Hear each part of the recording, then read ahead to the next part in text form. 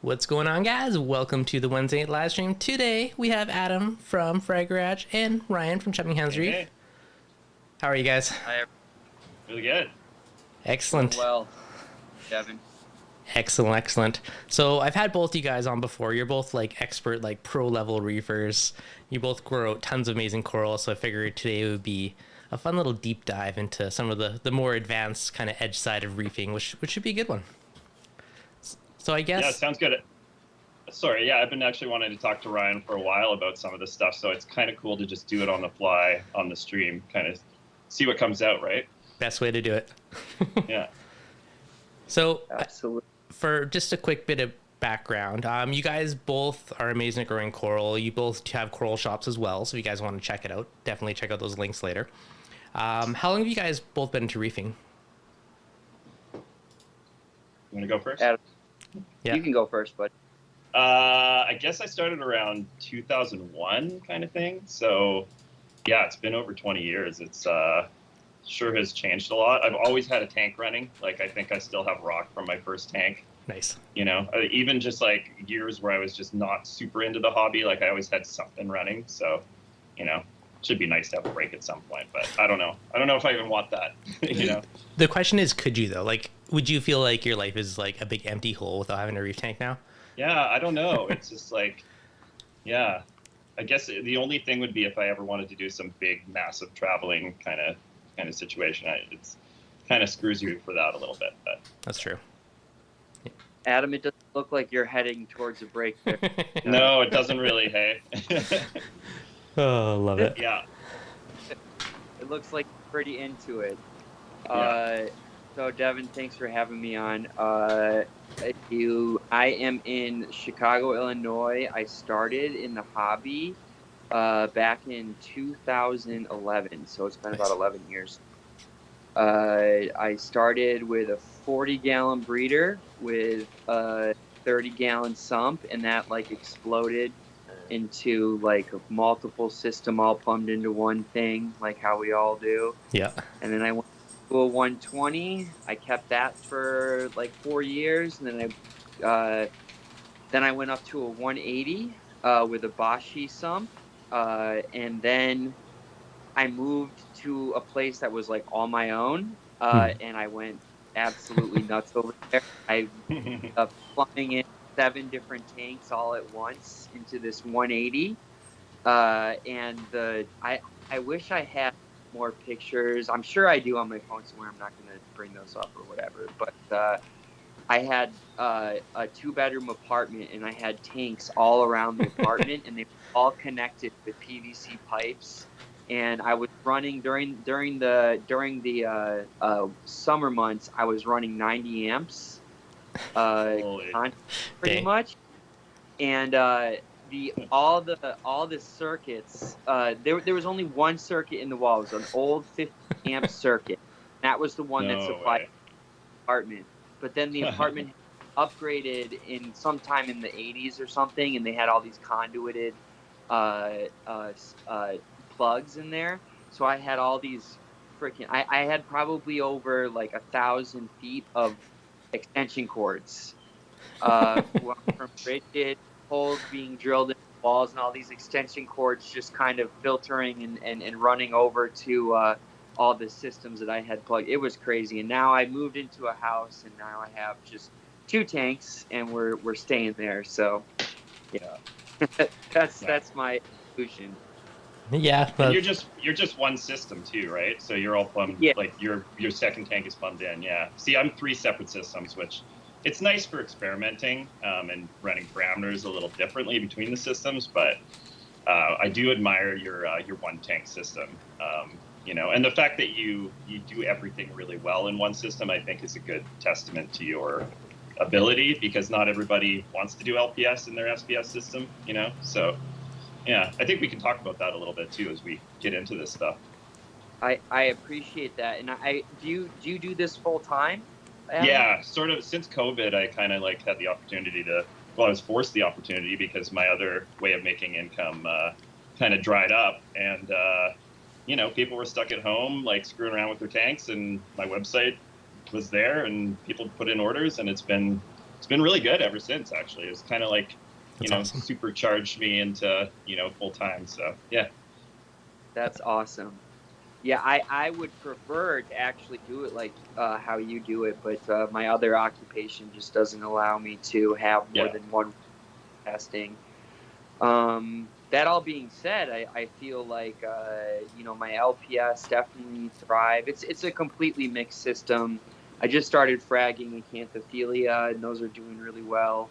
I got one down to 4 separate specimens on 2 separate different lineages, so they're doing Nice. well. I'll walk over and show those off in a minute.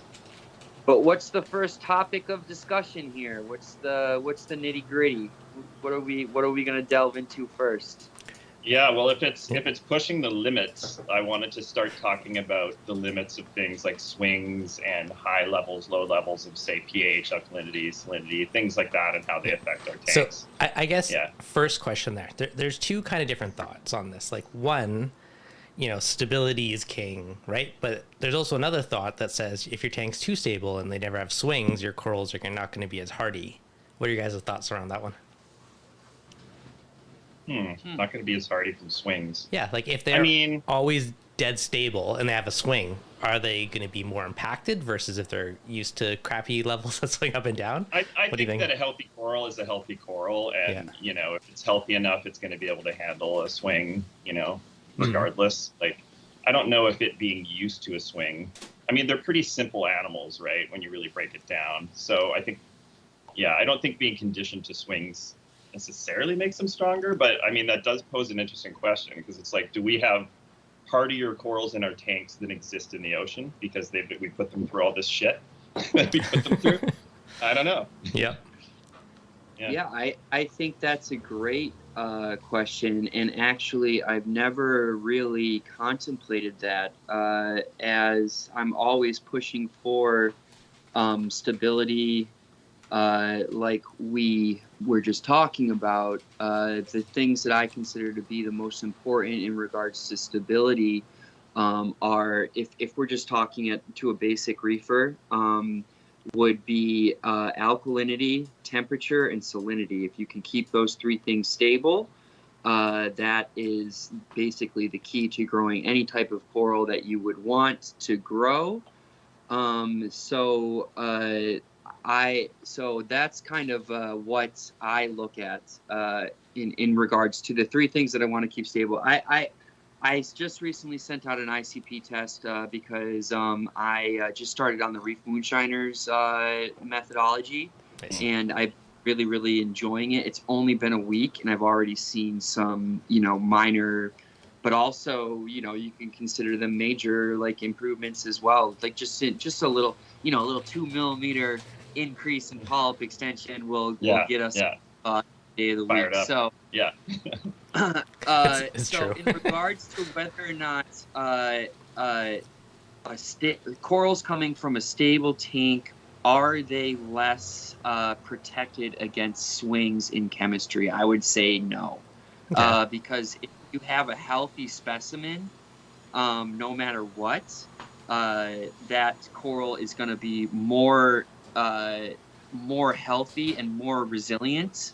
If we're talking about just like health in general, if you are a person who eats McDonald's every day and doesn't exercise and plays video games all day, no hate against video games, but if you're not doing anything to maintain your health and have a stable lifestyle, if you will, then if you get put into a situation like it's sent to a working camp in Siberia or something, and you don't have your medications available, you're not going to be resilient as a person who works out every day, and you get put into the working camp. You know what I'm saying? Like I don't know. I'm just always try to extrapolate what I know in reefing to like kind of like what I know a little bit more in medicine. Is that a resilient specimen is going to be more resilient no matter what conditions you put it in. If it's coming from a stable environment, that's even better for the coral. And I think that if we're talking about swings, I would look to things like, if we're talking about euphilia, you'd be looking at their flesh band. A euphilia coming from a tank that's swinging with temperature, alkalinity, or salinity. If it's swinging any of those parameters, it's not going to have a good, healthy flesh band. I can show you what a flesh band looks like if you want me to. The best indicator for me for euphilia health is the flesh band. The best indicator for me for SPS health is going to be the polyp extension and how thick the skin is. Like when we import corals, they come in like sucked in. Like for the SPS, they come in really skinny. They don't have much tissue. They're a little pale. You know, so if they're coming from a healthier environment, they're going to be, in my opinion, they're going to be more resilient to swings. Yeah, it would be nice to talk about like what we think are the acceptable ranges of swings, you know, for those major components, right? Like, because, I mean, for me, alkalinity, I don't like to see a swing more than about 0.5 in a day. I would say that's about kind of the acceptable range where I wouldn't really notice anything over the next couple weeks really acting up at all. I think that you can probably get away with a little bit of a bigger swing, again, if your health is really good of your stuff. But I don't know, what's your experience with, like, it's hard to really pin down if, say, you lose something from a swing, but have there been times that either of you guys have noticed something that you can really attribute to, say, a swing in alkalinity? I agree with the 0.5 point DKH is kind of like the most I would like to see it swing. I usually shoot for like a 0.2, 0.3 kind of range throughout the day. I haven't noticed anything specifically from an elk swing less as drastic. The only thing I could say that I've seen die off from would be from a salinity spike, where it was, which was self-inflicted the one time where it creeped down super low and I corrected it too fast, and there was definitely some fallout after that for me. So Ryan's showing us his so this is Alk here. I have been trying I'm trying to get off DRS stuff. So I've been trying a new Kalkwasser, and I actually ended up deciding that I'm going to be switching back to the Kalkwasser in the BRS, because I started ESV currently. But it seems like the ESV is just less stable inside of the reactor. It gets used up a lot more quickly. So I find myself replenishing that on a daily basis. So around here, it was kind of messing around with me. So over here, I've been kind of tuning it a little bit more. So here's my sinusoid for the day for an ALK swing, because ALK is driven by pH. So this is going to be the nighttime. See, that is midnight, which is when the lights are turning off. My lights turn on at noon for the big tank and off at midnight. For the smaller tank, the 70-gallon drop off, those turn on at 8 and turn off at 8. So I'm trying to mix the waters so that the pHs of each water are stabilizing the overall water volume, which is like basically the whole system. So on a normal day, that's exactly what I'm shooting for. I'm shooting for less than a 0.5 swing, but anything over that, I'm concerned. That happened here. That happened on this day here. It was at 8.5 in the nighttime, and then in the morning time, it went up to 9.04. So that's a 0.55 swing, and that's kind of like too much for me. This is more normal of my swings here. 8.14 up to 8.37, so that's like a 0.23 swing. Same thing over here. I flatlined it over there, 8.01 to 8.03. Sorry, I'm not following along with you guys here. 8.01 to 8.03 over the nighttime, and then in the morning it went up to 8.5. So pretty big swing there. But it's good to see that you have 0.5 swings, and it's like, it's fine. Like, I mean, I think that gives people some peace of mind that you know, that's probably okay. Like, as far as like high range, like how high do you start to worry? Because I don't really like it getting past 9. I feel like 9 is about, you know, if we're going to talk about pushing the limits, like I don't really think there's a lot to be gained from 9. Not that I have a problem with being around 9. It's just I don't want it to get much higher than that. Yeah. You know, and I feel like a swing from there might put the corals in more of a, I guess, a more susceptible position to something bad happening. You know? So, agreed. I think that a 0.5 swing is fine, but I always try to attain absolute like flatlining. I mentioned earlier with my previous apartment, I had 6 separate tanks, and all of them are running reverse light cycles. So if you can actually stabilize, because now we're in my pH graph. So if you can actually stabilize your pH, then because pH is the thing that's going to be driving the system, and that's something that I found out by use of the Trident. You use So copious amounts of pH or Cal too. It's crazy how much you Yeah, I force mean, in your there. pH is running super high, and I think that's a big thing to talk about as far as pushing the limits, because, you know, you're basically starting at, your probably lowest point is natural seawater, and then you're, you know, like you're basically starting above natural seawater and going from there. So my lowest point is 8.4. yeah. So Yeah. yeah. You see these little spikes here as it steps up during the day. This is peak day about midnight right here. Okay, so at I'm hitting 8.8. At 8.7 in here, my skimmer shuts off. So I'm gonna show you guys my code today to how I do everything. But so this is gonna be 6 a.m. if I'm not mistaken. Let me just click on it and see. I don't know if I can click on it in here. This is I know. Oh, there we go. Yeah. Oh, so this is 1:40 in the morning. So let's go over to 6 a.m. here. 6 a.m. is going to be when my lights are kind of getting ready to turn on. It's 6. So this is 6:30 and it's 8.45 at 6:30 in the morning. Are you And that's no light. Are just a refugium light. Okay, I was gonna say, are you staggering your 2 tanks lighting right now to sneak a bit more in there? My smaller tank is 70 gallons. My largest tank is 350 gallons, and then the sump is about 100 gallons. And then you can also see that when you're looking at these peaks here, I'm going to zoom in a little bit more here. You can see that these are a little bit more drastic because I'm actually adding more Kalkwasser at nighttime when my lights are off and only my refugium light is on.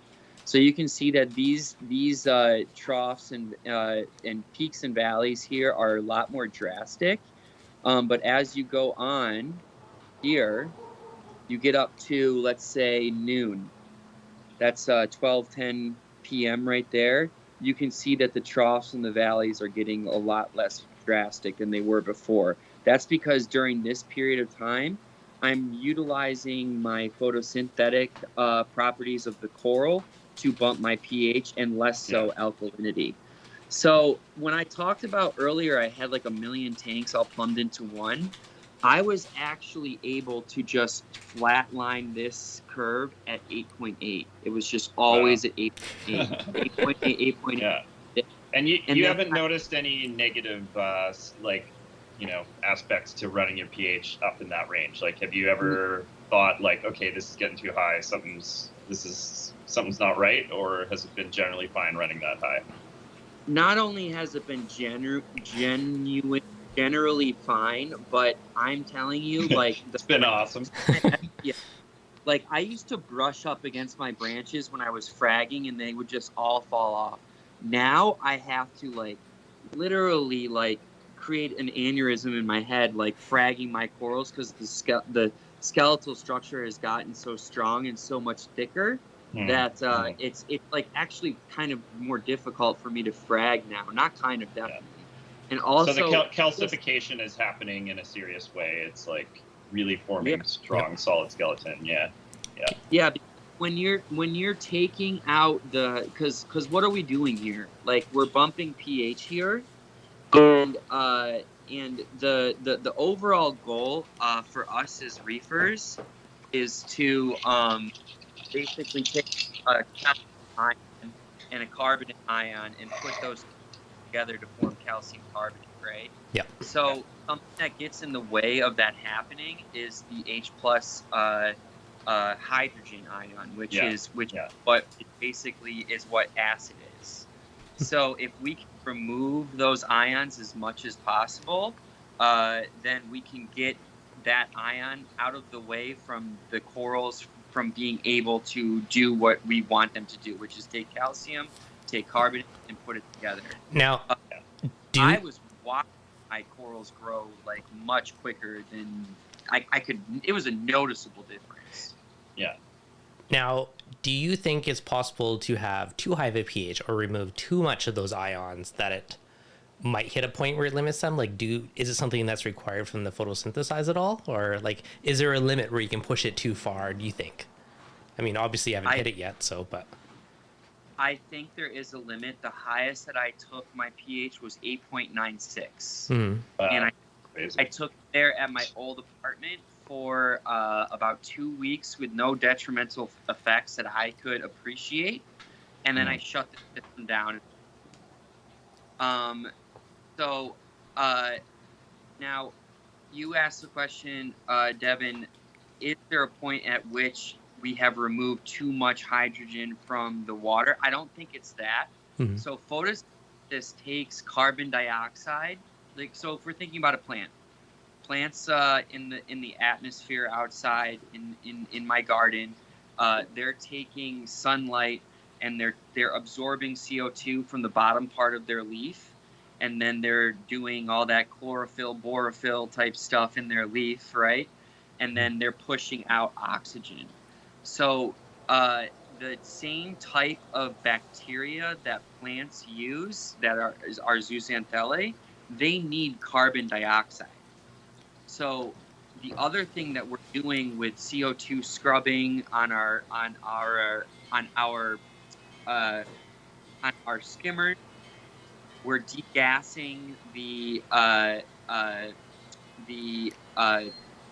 CO2. We're scrubbing that out by using that CO2 absorbent media. Yeah. There is a point at which when you're adding so much base and scrubbing so much carbon dioxide out that there is no longer CO2 or bicarbonate acid or carbonic acid. Yeah. There's no longer enough of that in the water column for these bacteria to use to do photosynthesis. That point exists. I don't know at what pH correlate that loss of carbon dioxide where the corals can. I haven't hit it. I know personally I won't go above 8.9. Yeah. Well, yeah, I mean, that's a pretty stellar range to be in regardless. So if it's not there, I'd say you're pretty safe. Quick shout out, Goldslinger. Thank you for the amazing super chat. Now, sorry, go ahead, Adam. I think it's important to talk about low pH too, because I mean, we know that's low pH is when bad things happen. I mean, that's where the pathogens are able to, do better in that environment. Plus, I mean, I can say for sure that, not running a crazy high pH system like Ryan does, that anytime I've ever noticed something peel, like an acro or something, like just start to go on me, it's always in the morning the next day after, the lights have been off for 12 hours and the pH got lower.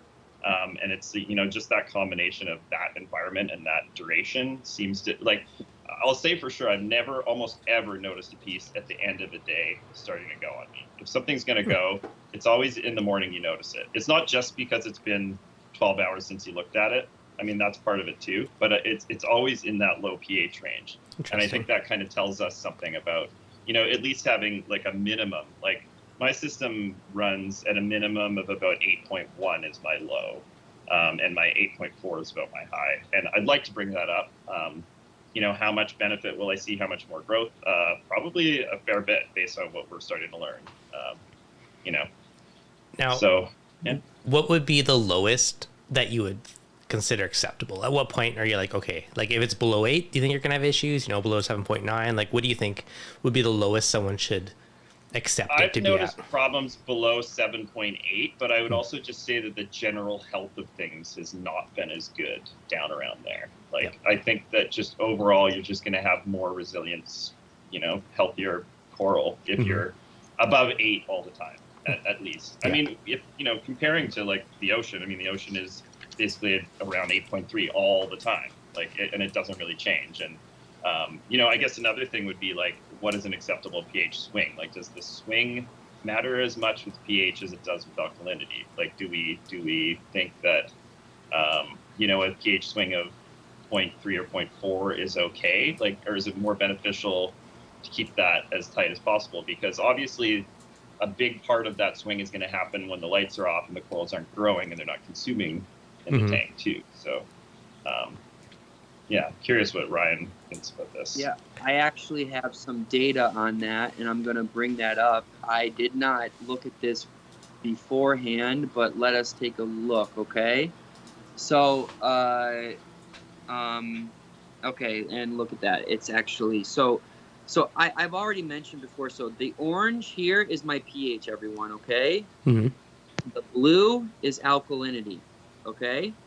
So you're going to notice that when you overlap these two graphs, that pH is inversely, actually, since pH is the driver, this is the driver, and alkalinity is the passenger, okay? So pH is driving the system, alkalinity responds to what the pH is.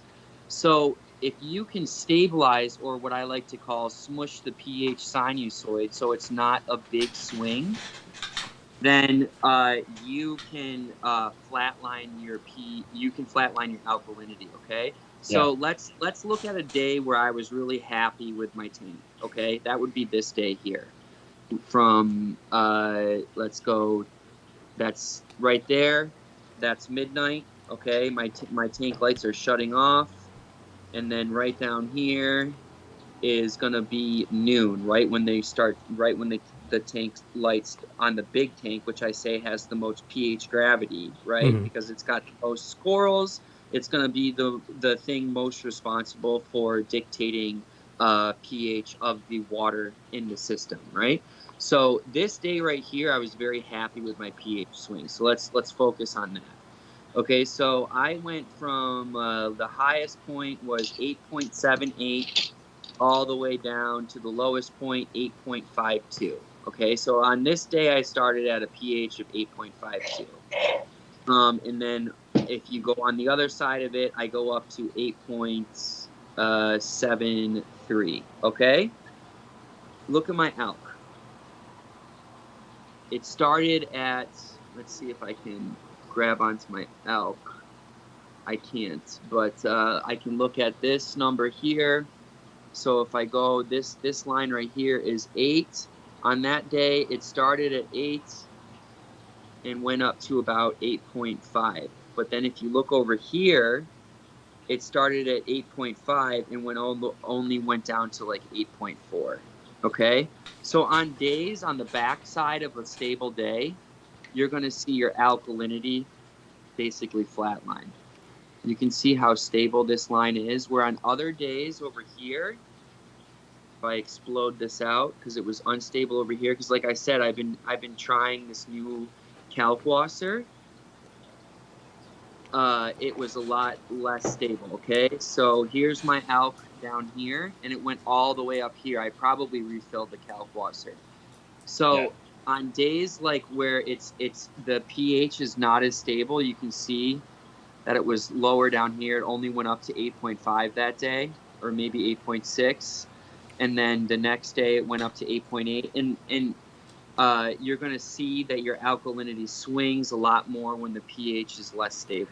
Now, it might not be super evident from there, as it's kind of hard to show, because we're talking about multiple days here. Every peak is one day, as we all know. So if we can close this graph a little bit. Just a quick side question. How often do you refill your Kalkwasser? Like, do you refill it when it's low, or do you kind of top it off weekly to keep the potency a little higher?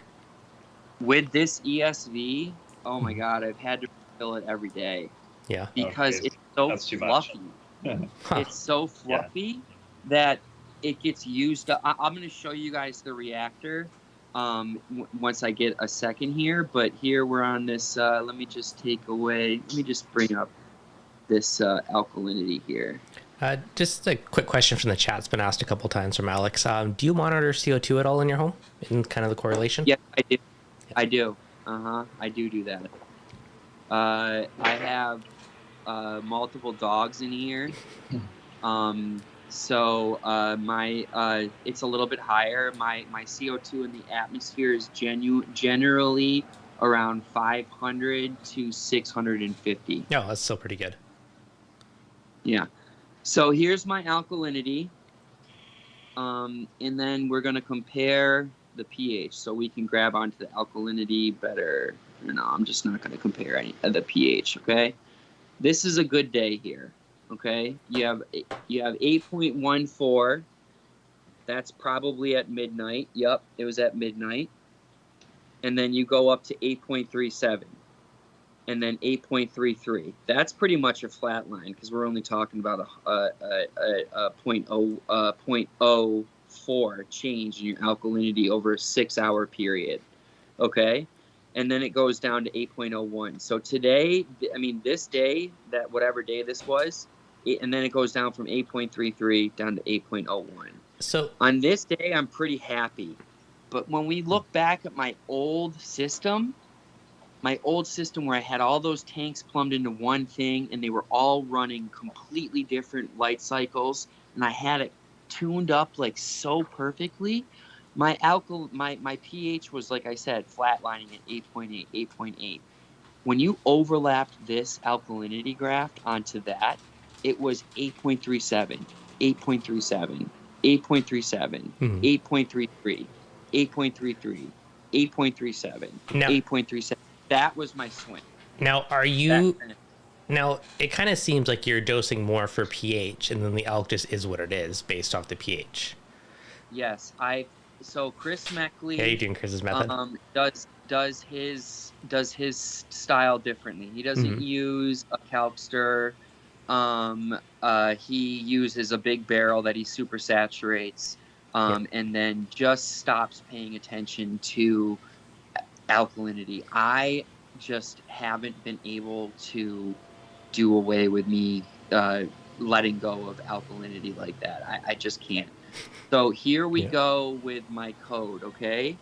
So so this is the way I do it, okay? And people are always asking me this. This is a outlet program for my calc doser, okay?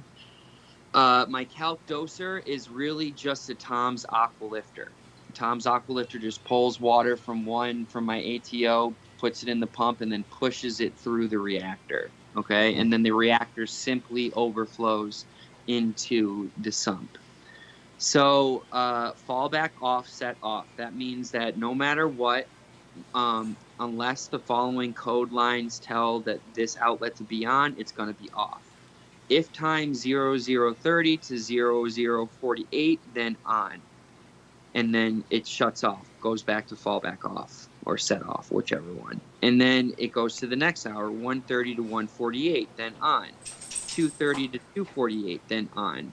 And I have it dosing in the middle of the hour because alkalinity is tested by the trident at the beginning of the hour. Yeah, you want to do it opposite. Yeah. You want to offset the trident dosing so that you are getting the most accurate information as possible. So now we're getting into the deep night, the blackness of night here.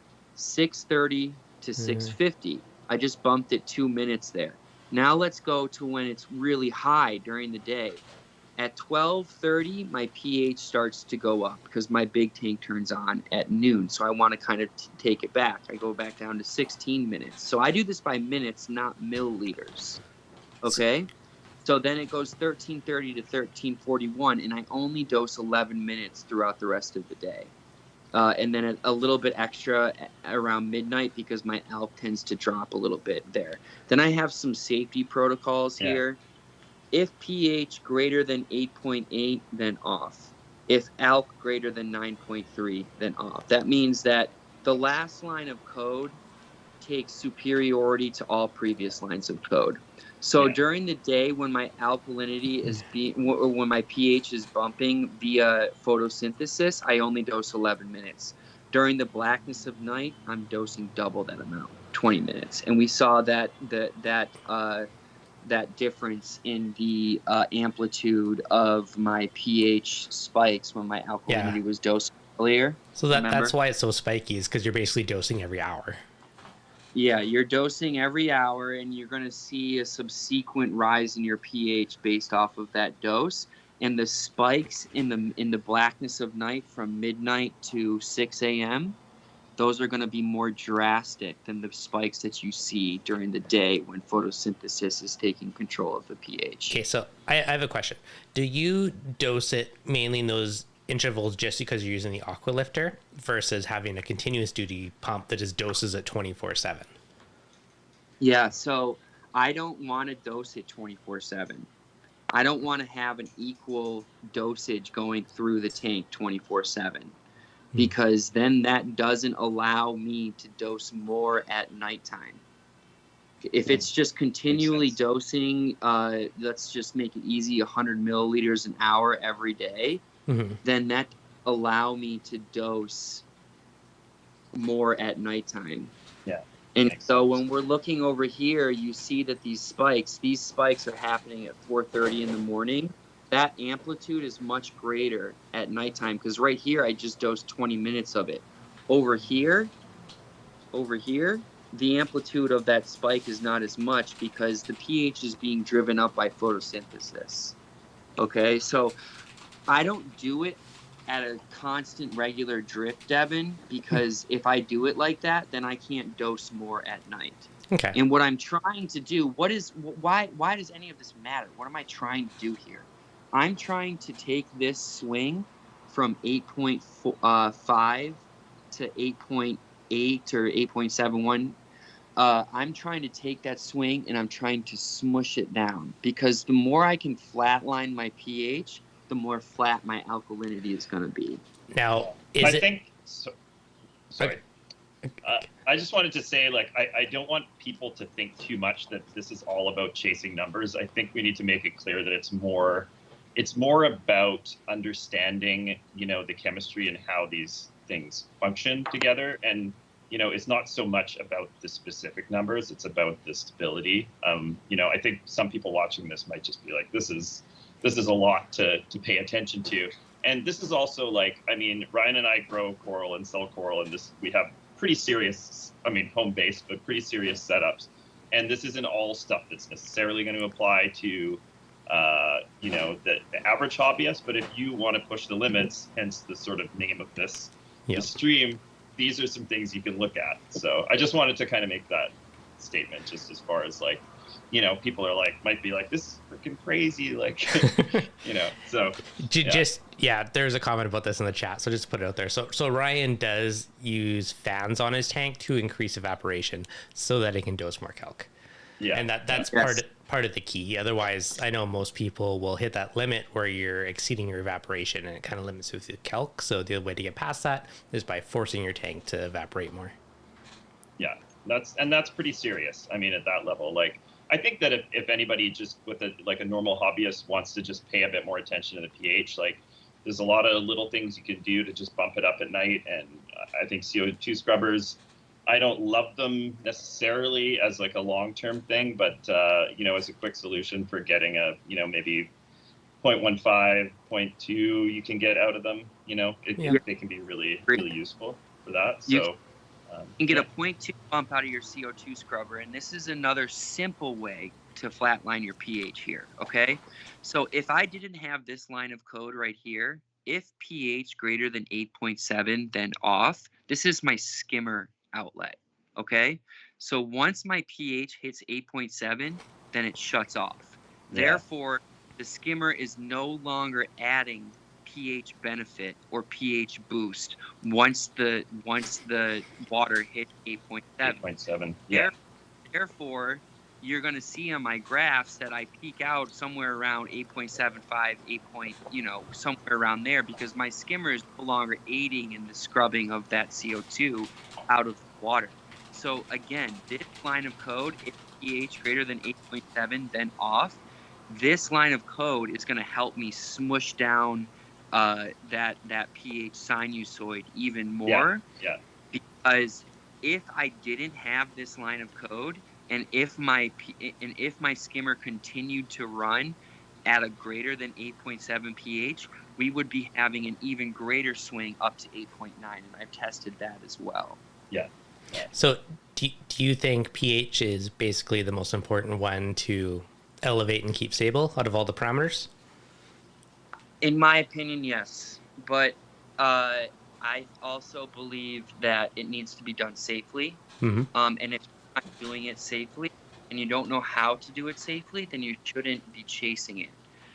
Safe ways to chase pH would be adding Kalkwasser to your regimen and phasing out that 2-part. If I were running 2-part on my system here, and I used to run the Seachem Fusion 2-part system when I was beginning, if I were running 2-part on this system, I'd be spending somewhere around $200 to $300 on 2-part every month, probably. Yeah, that's a good chunk. With Kalkwasser, I'm spending $15 a month. Okay. Yeah. Oh, and I'm also getting a pH benefit. 2-part is not going to give you any pH benefit whatsoever, other than the fact that it's going to be supplying your corals with the necessary ingredients to do photosynthesis, without which you wouldn't be able to bump your pH via photosynthesis. But that's a moot point. So pH, in my opinion, is very important. So if you want to try to get on the pH bandwagon and you want to start boosting your pH via Kalkwasser, you should do that, but do it safely and do it with mechanisms in mind to make sure that you're not also bumping your alkalinity. Now, Chris Meckley would disagree with that point. Chris let his alkalinity go to 10. Yeah, I think he said 16 or something at one point. Yeah, something. Some crazy number let it get to over the course of, and honestly, like, with what he's saying, it makes sense to me. But Chris also has multiple 1,000-gallon system. They're huge. He also is using other pH buffers, which are the super strong bases, like potassium hydroxide, which is the strongest. Scary stuff. Have you guys ever played with it? I've never played with it. And also he is using a calcium reactor, which I don't use. So if you want to use a Kalkwasser, which is the cheapest, most affordable, most beneficial way of adding calcium and alkalinity to your tank, I fully support that. Just make sure that you're titrating off, you're weaning off your 2-part, you're weaning off your calcium reactor at the same rate at which you're adding the Kalkwasser. Because until you are able to completely wean off of the 2-part and completely wean off of the calcium reactor, you're not getting the full benefit that you can get from your Kalkwasser. Now, yeah, and I kind of took a little bit of this Kalkwasser thing in recently, and I've been running a calcium reactor, and I dose on top of that just for like fine tuning. But maybe about 2 months ago, I started just doing calc at night in the kind of Chris Meckley style, just making up a super saturated reservoir, and I think I dose like 8 mils a minute or something like that, and my calcium reactor turns off during those low pH periods, so it's off for, I can't remember what the hours are, but it's off for about 12 hours a day now, and that's definitely leveled out my swing, and it's allowed me to get my alkalinity so it barely moves at all. But my pH is still not very high, and I think that probably has a lot to do with the calcium reactor. And I have such a nice calcium reactor, like I don't want to just go and pull it off. It's the freaking huge 50 pounds of media. You could just Geo's Reef one. Just add more calc and just lower your effluent drip rate and just like taper it a little more. Exactly. I agree with what Devin just said, and I also agree with what you just said, Adam. I had a freaking sweet ass calcium reactor. Looked like I was launching the moon like tomorrow. Yeah. And so cool looking, and it hurt me to remove it. I just was just like, at the end of the day, and this will harken back to another issue that I find with calcium reactors, is that I think, and this is my own experience, my own opinion, that calcium reactors also leach phosphate. Which is one of the reasons I like them. I like that they give me phosphate. My systems always run low on phosphate. Like I add it. So that's one of the other reasons I don't want to get rid of it, is because, yeah, I definitely have noticed. Yeah, I mean, my phosphate will bottom out if I don't have the calcium reactor or add something. So, but obviously there's other ways of getting around that. I could feed more. I could add more fish. Yep. I could, there's all kinds of different things, right? So on that note, kind of where you're at. So one thing I tried for a while was calcium reactor only in the day and calc only at night. And that was actually awesome for pH, but I could not get elk to be stable, but my pH was phenomenal. So now I changed it back to 24/7. I'm just trying to push a little more calc and then lowered my effluent trip, and then just bump up the CO or the pH of the reactor a bit higher, so less of an impact, and that keeps my elk stable, but the pH is not quite as good. But the pH quite as good. And what kind of Kalkwasser are you using, Devin? Either BRS or Brightwell. I kind of alternate between the two. Okay. Yeah, I'm using the Brightwell, the Calc Plus 2, Calc 2 Plus. Okay. So it's, yeah. And what do you think about that? I mean, like, that has strontium and some other sort of, I guess, major elements in it.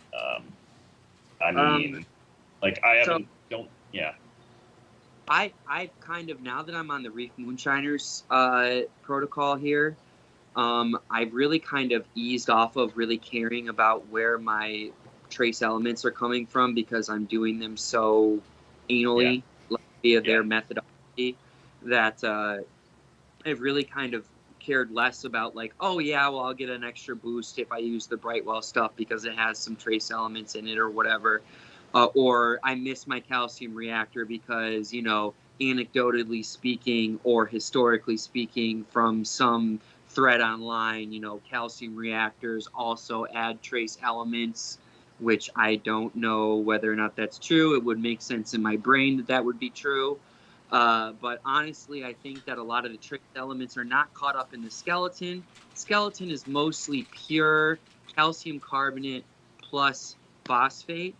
And then the trace elements are what you're going to find in the cellular soft tissue of the coral. Yeah, and I would be really interested in somebody doing an analysis of some coral tissue and actually breaking it down and saying, this is what we found, in acropora tissue or something like that. Because, obviously all these other trace elements are doing something. And, they're probably not in the skeleton of the coral. The skeleton is like very, very basic, like you say. And I think some of those other elements that they find in coral skeletons, like, say, strontium, I think it's like fairly molecularly similar to magnesium or something like that, where it's like a coral can just use that to build its skeleton instead of magnesium. Like, it's an interchangeable element. I could be mixing up the elements or whatever, but I think basically, a coral is just going to grow and it's just going to use components that are available to build its home, basically.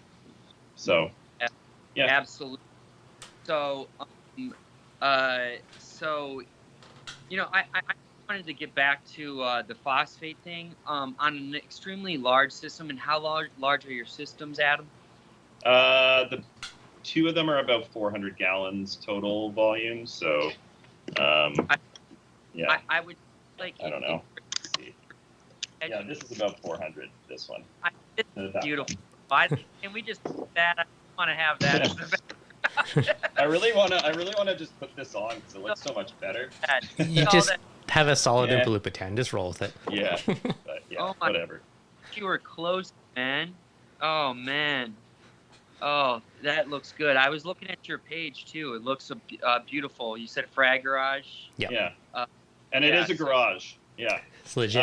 Actually, cool. And Ryan, something I wanted to talk to you about is that, I mean, you and I kind of have these sort of, small business where we run it from our home. And I think there's something to be said for, doing this in this way where it's in your home and you're able to kind of like really like tweak things and mess with them and like, I don't know, just like do things all the time and monitor it. And it's like, I think going to sort of more of a commercial level as a coral, business is like, I don't really actually have a ton of interest in that, to be honest. Like, I kind of like my, 1,000 gallons in my home, low overhead. It's cool. It's like, I don't really have the ambition to go big warehouse. Well, like, I see people doing that, and I kind of go like, I think that would kind of kill it for me. You lose all the intimacy with your tanks, I think, because you're not there and tweaking and, walk out and check on things when you're bored. And there's only so many things you can pay attention to at a time, as far as like the little things that start to go sideways, because there's always something, right? Like, there's always going to be some kind of new algae or potentially pests or just any kind of little issue. And if you've got lots of systems, or that's magnified over huge water volume, I don't know. It just, I like this level of doing this. So it's, Agreed. But at the same time, say that our average reefer is probably dealing with something around, what would you say, Devin? Probably 75 gallons or 100 gallons, yeah, maybe? I think I said 90 to 120 is probably the average. Yeah. Would be my guess. So I would say in a smaller system like that, phosphates are usually not a problem. So if you have a phosphate problem and you have a pH problem and you're running a calcium reactor, that could be a good solution for you. Now, in a larger volume system where you're always low in phosphate, I have seen that. I have experienced that. I no longer experience that now because of how much of what I feed. But I have to say that if you're running a calcium reactor and you have a smaller volume aquarium, around 120 gallons total water volume, and you're having issues with phosphate, and you have a calcium reactor, that could be your etiology or your problem or your diagnosis right there. So just getting back to when I was, I found that the ratio, and we talked about this last time, Devin, the ratio of nitrates to phosphates are really important. When you have a smaller volume system and you have a phosphate leak constantly dribbling phosphate into your water volume, I've found when people are talking to me on social media that and in my own experience, that nitrates tend to be much more tenuous or much more easily and readily taken up by corals than phosphates are. Phosphates tend to linger a little bit longer. Yeah, and when it's more like once you reach that saturation point, it stays there a little bit better. Well, the other consideration too, Adams, you have a ton of corals packed in your tank, right? And all those corals are sucking up nitrates and phosphates. So you're going to need more just from your sheer coral volume. Yeah, no, there's definitely like a lot of corals growing. And that's another part of the process of them taking in carbonate over the day, or what is it? The carbonate, the acidity or whatever. So carbonic acid. Kind of why. Yeah, sorry, carbonic acid. That's the word I'm looking for. So, that's why I have more of a swing at night. I mean, the amount of actual corals per gallon of water is so massive that, it's not something you would find in most aquariums either, right? So, I guess something I wanted to talk about too was like nutrient levels, because we're talking about pushing the limits here. So, I know you run your nutrient levels a lot higher than I think a lot of people do. And I don't know, what would you say? Like, ratio is obviously probably one of the biggest parts of it.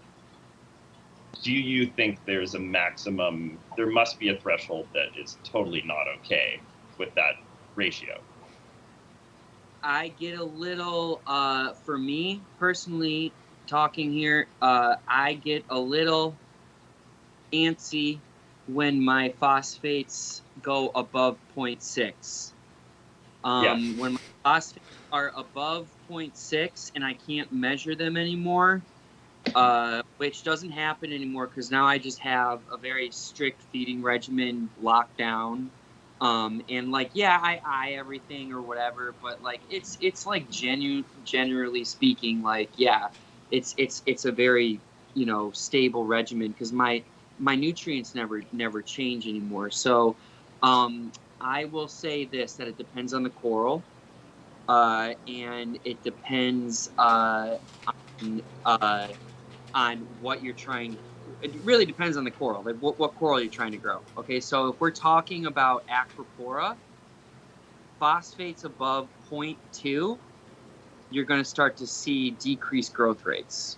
You'll see fine colors, good polyp extension, whatever, but the growth rate will be slowed. Yeah. No. I strive for a middle ground because I have every type of coral.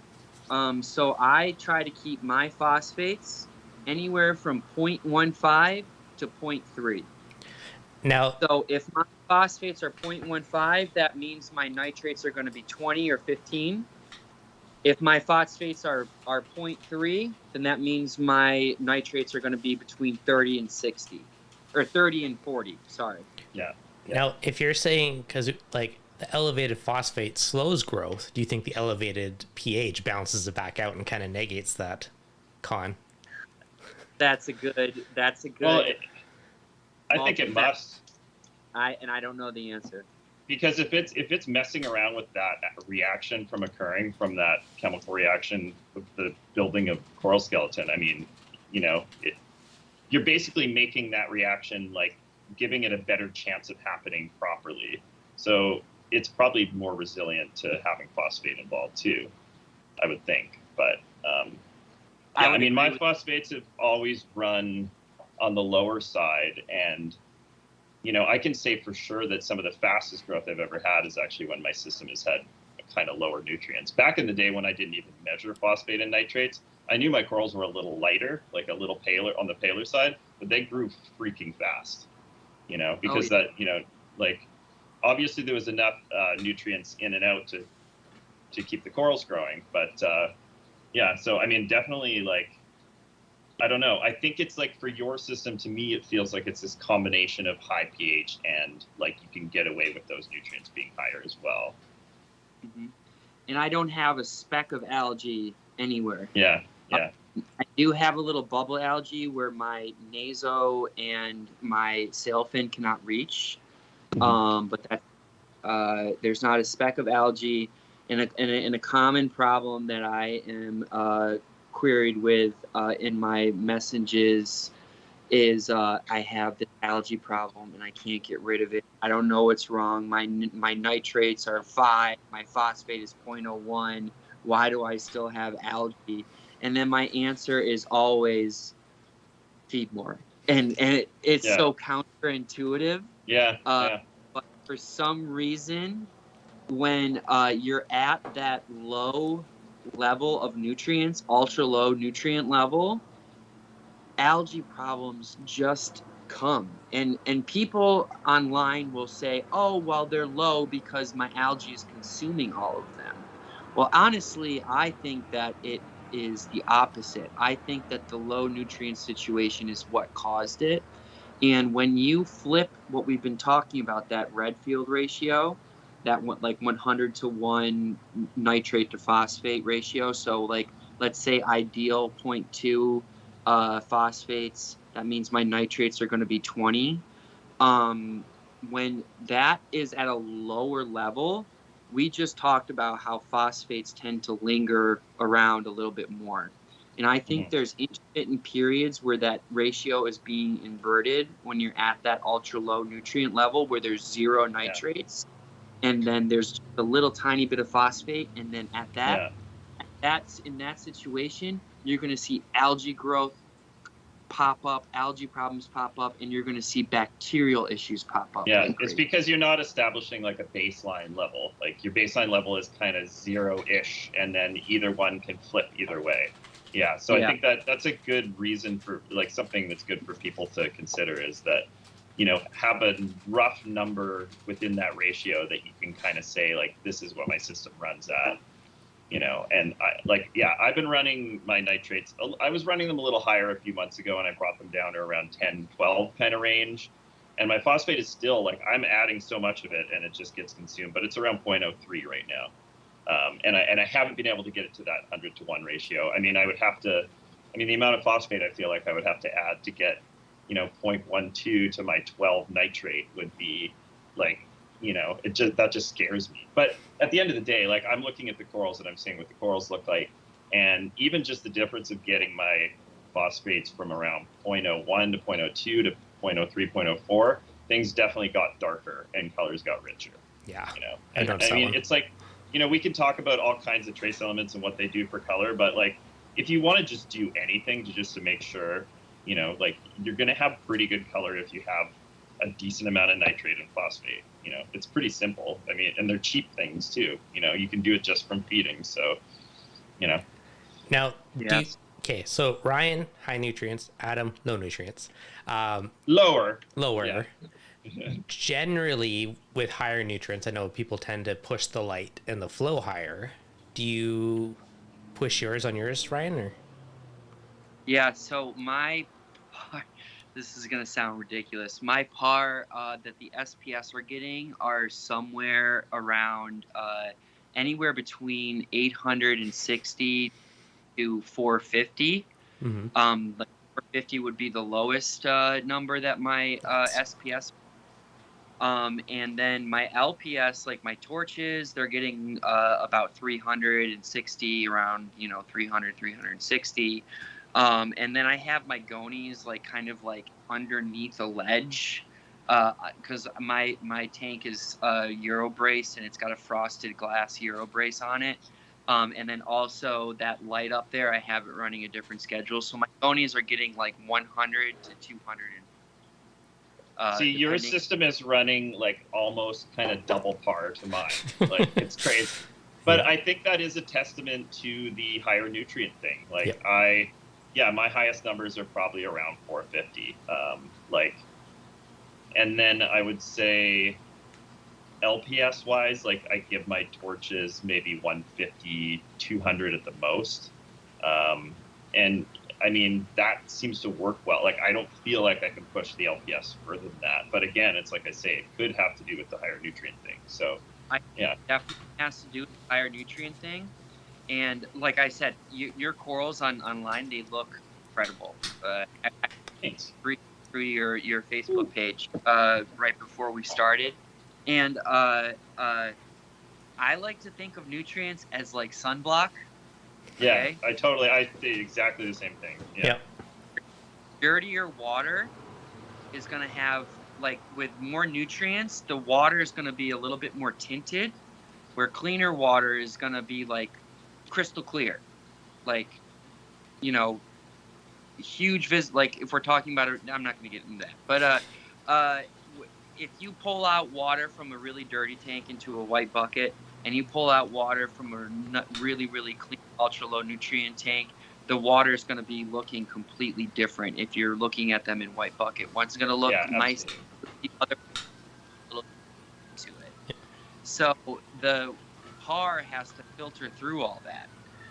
In addition to that, I think that at a higher nutrient level, especially if we're just talking about acropora, because this is what I'm thinking about it, I gear my system mostly towards acros anyways. That acros have a little bit of a thicker skin tissue and a more darker pigment than an ultra low nutrient system does. And therefore, you can hit them with higher light. Because let's talk about people. White people, they get melanoma, okay? Yeah.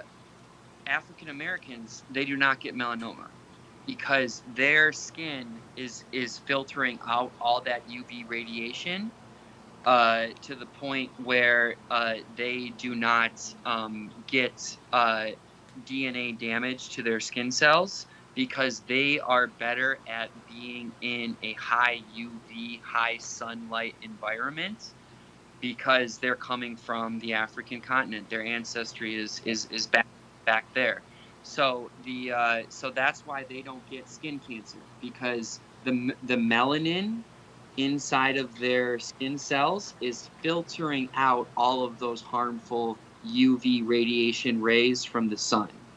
I think about the same thing with my corals. If the corals are darker in color, have more deepness, more depth to their tissue, they are going to filter out more of that harmful oxidizing quality that our lights have on corals. And I think another thing to consider, like on top of that, is that some of these protective pigments that corals might use to protect themselves from the UV and the high light exposure could be some of those trace elements that create some of these colors. Like, I think that's where you start to, those, if we want to talk about the moonshiner or the triton or some of those like finer tuned trace element methods, I think that's when that starts to play a big role too. Because why do corals create those pigments, right? Like, why have that color? Like, we know that the color in the tips is attributed to the growth and the lack of phthalate that's there. But as far as the other pigments, it's like, also, like, I mean, I've seen corals look completely different in different tanks, like the same piece. Like, I've seen Walt Disney look so different in different people's tanks. Some people's tanks, it looks kind of green. Some people's tanks, like, I ask them what it is because I'm like, what's that? And it's like, what? Like, what the hell are you doing? Like, how do you get it to look like that? Like, Adam, what was I asking about a while ago? The rainbow loom. Yours has like oranges and all this other stuff. I'm like, what? Mine's green and purple. Where'd you get the orange from? Yeah, I don't know. I mean, because I can't say that I've always paid a lot of attention to trace elements. I'm kind of like, I'm newer. Like, last time we talked about kind of getting started on this, and I've been, my last couple ICPs, I've got all the little bottles now. I'm not doing the moonshiners, I'm doing the fauna marin actually, which, I don't know, it seems like they have a pretty good system worked out. And yeah, I've been making the adjustments. I haven't noticed any big differences yet, but, I'm going to give it some time. I mean, the other thing too that I found interesting when you had Andre Mueller on the show is he said that it doesn't really all work unless you do all of them, like unless you do all the trace elements, which is like, sorry. I mean, it sounds like good marketing in some ways too, right?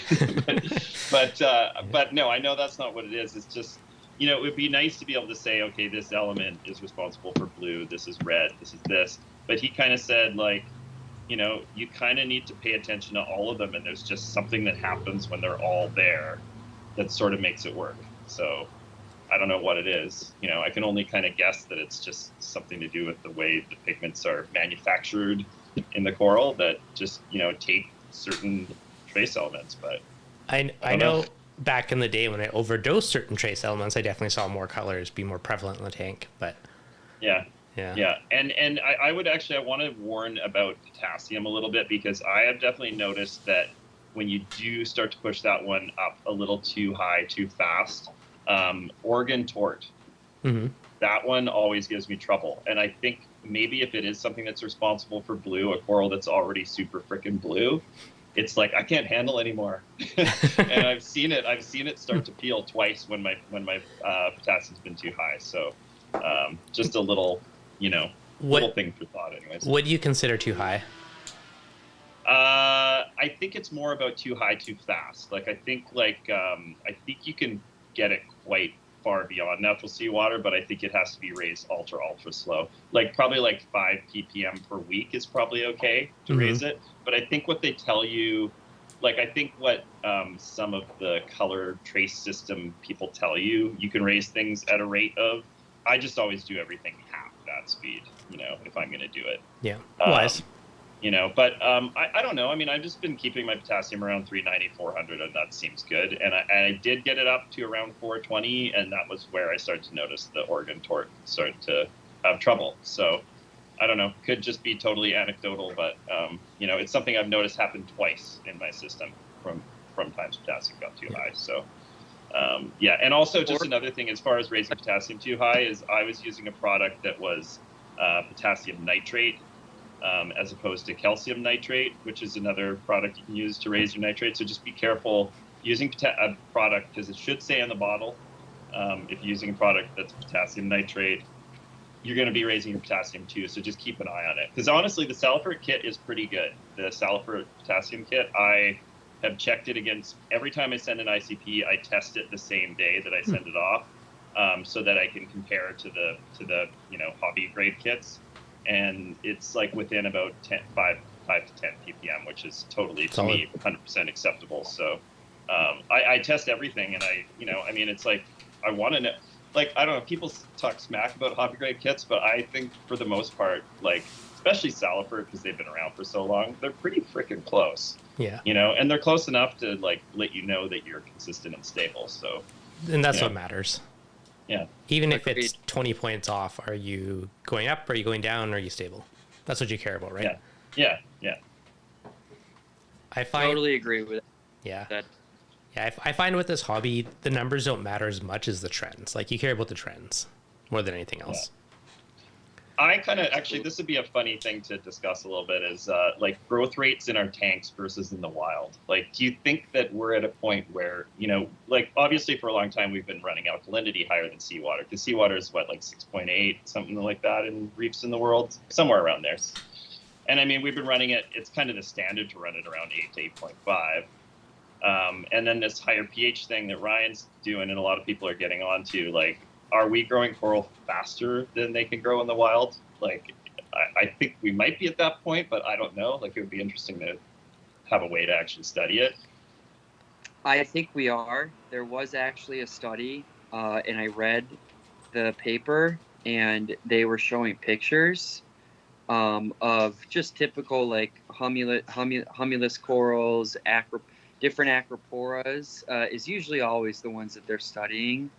When they're talking about reef restoration and all of that. And the growth rates that I was seeing, just talking about the pictures, they were doing 5-year time-lapse pictures. And I was like, 5 years? That's cool. Yeah. That's acceptable. Yeah. Like, it's like a 5-year colony, not frag, in a closed hobbyist tank would be 2 times the size of the ones that I was creating in this paper. So crazy. I'm sure that's you know, it depends on the reefer, but yeah. And I mean, in the wild there's going to be some predation there and things like that, but for the most part I think I don't know. It probably makes sense that we can grow them faster. We are essentially boosting things beyond these natural levels, so it would only make sense. I mean, it comes down to the chemistry at the end of the day, like what's actually happening with the chemistry and the biology. Yep. And we're in the wild, right? Like, like certain areas, you know, might be more stable and better conditions than others. I mean, there's probably a lot of variables that come into that.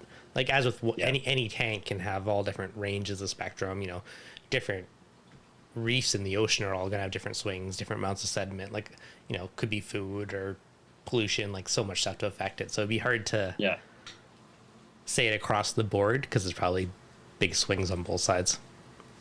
Yeah.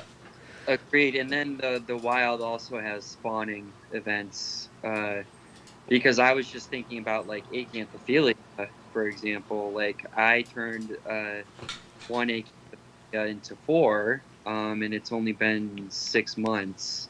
But then I was like, oh, they're probably doing that, you know, multiple times in the ocean. So, whatever.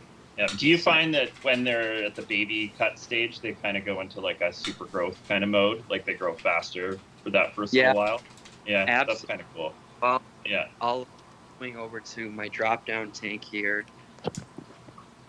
and take a look at this guy. So this is the drop-down tank that I have in my kitchen, and this one. So this tank is actually shutting down for the day, but this one is in like the F2. So this has been cut twice. So I took one of these and turned them into 4. And it's already almost circled out completely. And the other thing that I noticed is that I dragged some of the internal kind of turquoise pigment onto like the lateral aspects of the Acanthophilia. And then this one's been doing great. This is 4. This is the one that I cut live, not live, or I cut on the BRS Facebook page. I just recently cut it again, but this is old growth. And actually, I think that in this one, I created a double mouth. So this might end up a double mouthed Acanthophilia. And you can see here, this is like the fresh cut side. This was cut 2 weeks ago. You can see that this translucent tissue is starting to envelop this like incision site here on the skeleton. So this one has been doing really great. You can see it's all 4 of them are really healthy. I think it would be safe to say too about the way that you're having good success fragging these is also has to do with your high pH and the fact that low pH zone doesn't happen in your system. So, if there's some kind of bacterial infection that might ensue from fragging, but it's not going to happen in a tank where the lowest pH is 8.5 or 4 or whatever. Easier recovery. I Yeah. I agree. And then did you guys see that Reef Builders article that he posted up about scalemias growing on the backside of the freshly cut scallies? Did you guys see that? I saw that. Yeah, so got it going on? If you cut the bottom part off of a scully, Mm-hmm. and then Yeah. you mount it this vertically, like Yeah. that, Yeah. the back part of it is going to grow a completely unrelated scalemia coral. Huh. Really? So But I started doing that to all of my scullies. They look all funny on their side. Wait. How is Yeah. it completely unrelated? It has to be related, doesn't it? Or just Oh, like dude, a little bit of no, tissue seeps no, through? Like, so- yeah, no, Devin. I don't know why, but the people that are doing it in Australia, this one's just plain green. Yeah. Okay, that's plain green. The other side of that, it's already starting to have stringy little things, and it's forming a polyp back there. You probably can't see it because there's bubbles trapped on there. Sorry, so is this coming out of the skeleton or out of the side of the polyp? Out of the skeleton. So you where is cut it the coming? it has to be you related because it'd have to be connected to it to come out. But I guess it builds up. I know. Devin, I'm going to send you the article. Okay. Okay? That's They're crazy. gonna show you two scullies. One, the old parent scully, Mm-hmm. and then the other one, the new scully. You can have a war paint or a bleeding apple or just a plain green scully give birth to a master scully on the alternative side. That's crazy. Wow, That's cool. that's crazy. And the pigments are completely unrelated. But I've always this guy right here, actually, that war paint one. Mm-hmm. I've cut that guy more times than I can count, at least 8 times, and look how circular it is. That one's they really out. want to be circles, don't they? Yeah. They just want to live their life as circles. They really do. That's awesome. And then this is the main tank here, and then here's the fan. It's a tower, and I'm going to turn that off because it creates ripples on the water. But that's how I increase the evaporation. And then, yeah, I'm just kind of touring around now, but here's some torches. And then Now, just a question from earlier, when you said, your par for the acros is 400 to 800-ish, how many hours are you running that higher par on your tank? so I use, it's honestly about 10 hours. Mhm. 10 hours. It peaks out. It has a 1-hour ramp on either side. And I was reading this thing the other night that I'm going to actually start decreasing my photo period months. And then that should help maybe perhaps with spawning events in my tank. Yeah, well, that's another thing that's kind of on subject here is the pushing the limits is, a typical day in a natural reef environment. In the tropics, days aren't super long, right? Like we don't have we're in pretty north in Canada here, so we have, it doesn't get crazy where we are, but we know that the sun is only going to be at its sort of peak hitting the corals period for, I don't know, it's hard to say because, the sun's moving across the sky as opposed to the way we have our lights where they're just kind of blasting down the whole time. But I would say that generally, like what you're saying with your photo period, you're probably running a longer photo period than what corals would get in their natural environment. Absolutely. No question in that regard. Yeah, and I'm probably similar. Like I still have more of a ramp up and a peak. Like I'd say it's about 7 hours that I'm kind of at my peak. 6 hours, 7 hours on the SPS system. The LPS system I do about a 5-hour peak. So it's a little shorter. And part of this is just part of it is to keep heat and electrical costs down too. But Yeah. My peak's only 4 of my extra par zone. I'm gonna bump up to 5. Yeah, You I inspired think me. you could go longer. And I mean, I have a lot of different types of lights on my system. Like you can see, actually, I'll put this on. This is I've got Orpec bars here. There's the hybrid T5s, and then there's the Radions XR15 blues. It's a special blend. And then and so I have all the equipment to do. I wish I could just put this on here. Just leave it. Still has an ATI sun power, but yeah.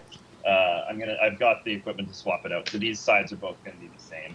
Now, but yeah, the T5s I can just run for as my peak period. So I run those 6 hours, and then everything else ramps up for 8-ish kind of thing. So your tank's in the very back. Do they have T5 as well, or just LEDs? No, so that's looks like the one in the back. The one in the back is that's the LPS system, and I built actually a really nice canopy out of the 80/20, nice. like the smaller 80/20. Yeah.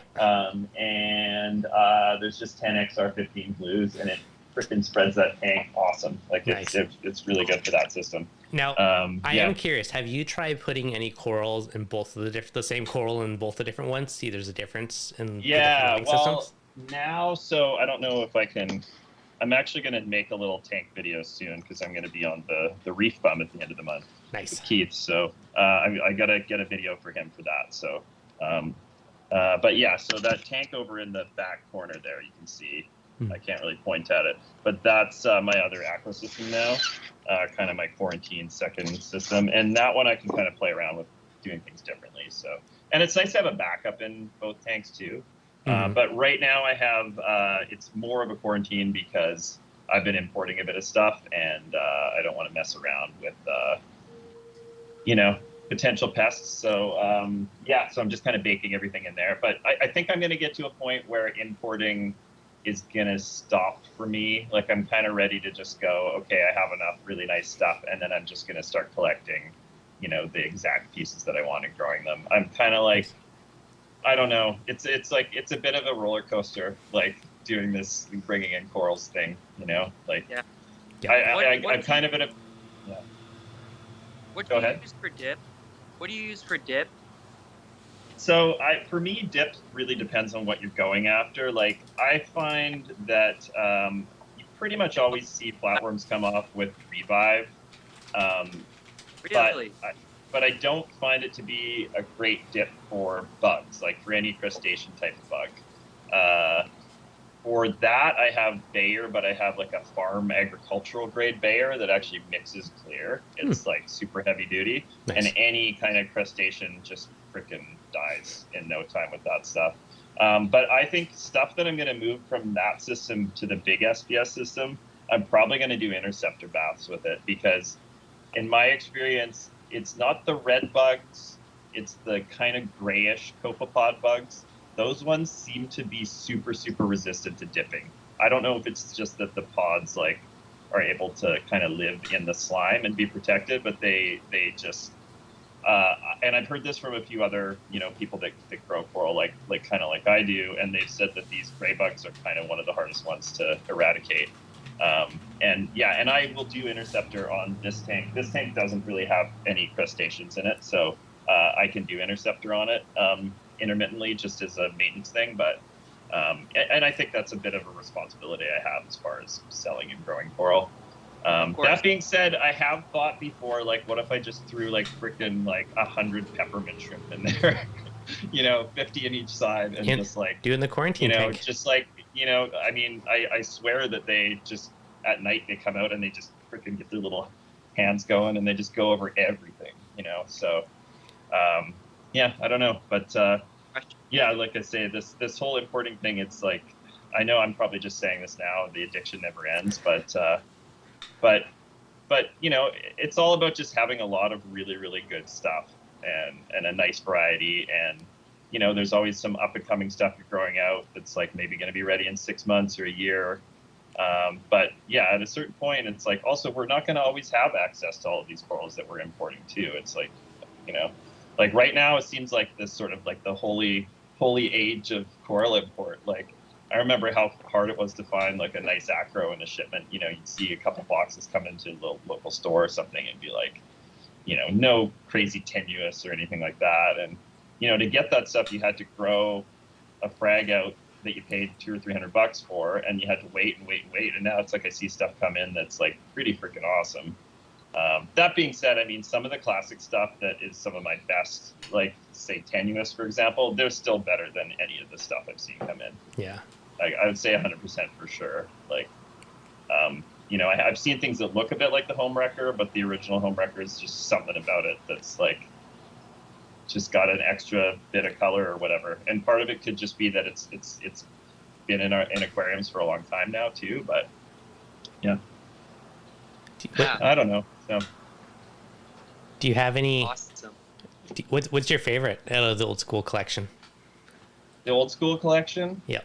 I think one of my favorite all time is probably Orange Passion, Reef Wrap Canada Orange Passion. It's just such a like freaking nice looking coral from, and anything solidly colored too. Like, I mean, I love the Oregon Tort, the Hawkins Echinata, Red Planet. I mean, like, you got to think about some of these corals if they were just discovered. Like, say, like somebody just found a bonsai for the first time.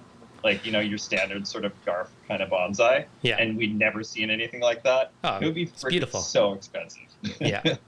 Yeah. It would be like, but we're just so, I don't know. Like, I think that's there's this pureness of people that are new to the hobby, and the things that appeal to them kind of tells you, like, it kind of checks you a little bit. It's like, oh, okay. Like, you're like, yeah, I see why that appeals to you, because you don't have this like years and years and years and years of building up to, sick of that coral, or, but yeah, no, I really appreciate the old school stuff. And that's something I really try to maintain a really good collection of and keep on my website, is a lot of that classic stuff.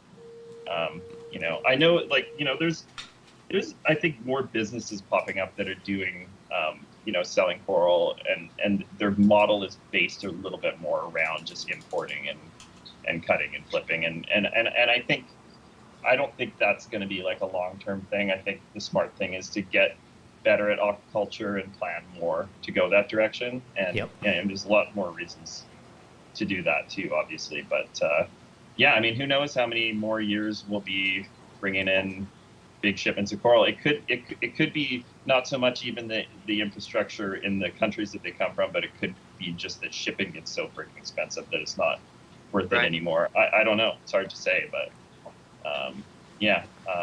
either way, like I say, this is like the holy grail age of stuff. Like the stuff that we're seeing now, like some of the Gonioporas are just like freaking insane. Oh, I know. Like, I just like, sometimes you think you've seen the sort of nicest version of something, and then you're just like, are you fucking serious? Like, that exists? Like, that's a thing? Like, why? I know. Like, yeah. It can exist. Why did it, like what is, it's great. And I agree. I feel like we are great. Love it. Yeah. Insane, man. I mean, can you just throw the orange filter on? The orange filter? Yeah. Gotta show off those tanks a bit. All right. Okay. Yeah. Let's see. So that's the sort of one side of the SPS. It's kind of the ugly corner over here. That's the ugly corner. I don't really want you to see that. The ugly corner is so beautiful. Yeah, that's the other one.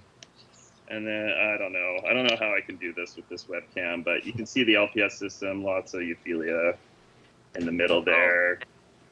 And then, the tank in the corner is actually doing really well. I just wish you could see it better, but it's, so that's where, visit both of you guys, BC.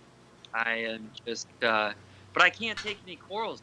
Like, how are we going to? That's the tricky part. Well, I think that it would be nice to see some of those CITES limitations ease up a little bit on, aquaculture stuff. The problem is that, like, they need a way to prove I guess that the lineage is grown in captivity, and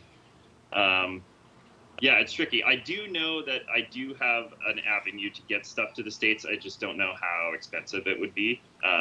But it'd be really cool to trade with some people in the States for sure. Yeah, man. Yeah. What a dream. And it's kind of crazy, actually, that we have some stuff in Canada that are named American company corals too, because it means I mean, I think some people that live closer to the border have, brought a couple things back here and there. And I'm saying, like, some of the things they have are undeniably the thing. And if even if it wasn't maybe the same lineage, it's like you can tell it's the same. So Yeah. I don't know. But yeah, no, it'd be nice if I think that would be something that if we aren't getting as much stuff from overseas, and if that avenue closes for us, hopefully the powers that be decide that, somehow we can make a case that, this is all aquacultured and it's, it traces back to being in the hobby long enough that, yeah, you're not taking something from the wild, right? So. Yeah, exactly. Right. And in Canada, we don't have the concern of introducing anything Invasive. to our oceans that can live here because the frickin' ocean's so cold here. So it's not like the whole Florida situation with the lionfish and stuff like that. Yep. Yeah. Right. We're gonna have to trade some guanies one day, Adam. Yeah, definitely. Love it. That's what it shows Yeah. up. Love them. What is that? I have Is no that idea. It's like gold and yellow. It's a beauty. It shows up. Beautiful. Yeah. That's nice. Love it. Yeah, that's a good trader. Yeah. Yeah. There's a Crayola Gani that a buddy of mine got from Reef Raft Canada, and it's one of the best I've ever seen. It's freaking crazy. So I'm going to wait list for that one for sure. Canada has some of the best stuff. Yeah, Jay gets some really good stuff. I was out there to visit him actually a couple weeks ago, and unfortunate COVID timing, I couldn't go see him. So try again, I guess. But yeah. So true. Okay, what else? Actually, just a couple questions I said I'd ask earlier in the chat. Either of you do water changes on your tanks? Oh, okay. Well, I do water changes about once a month, about probably 15-20%.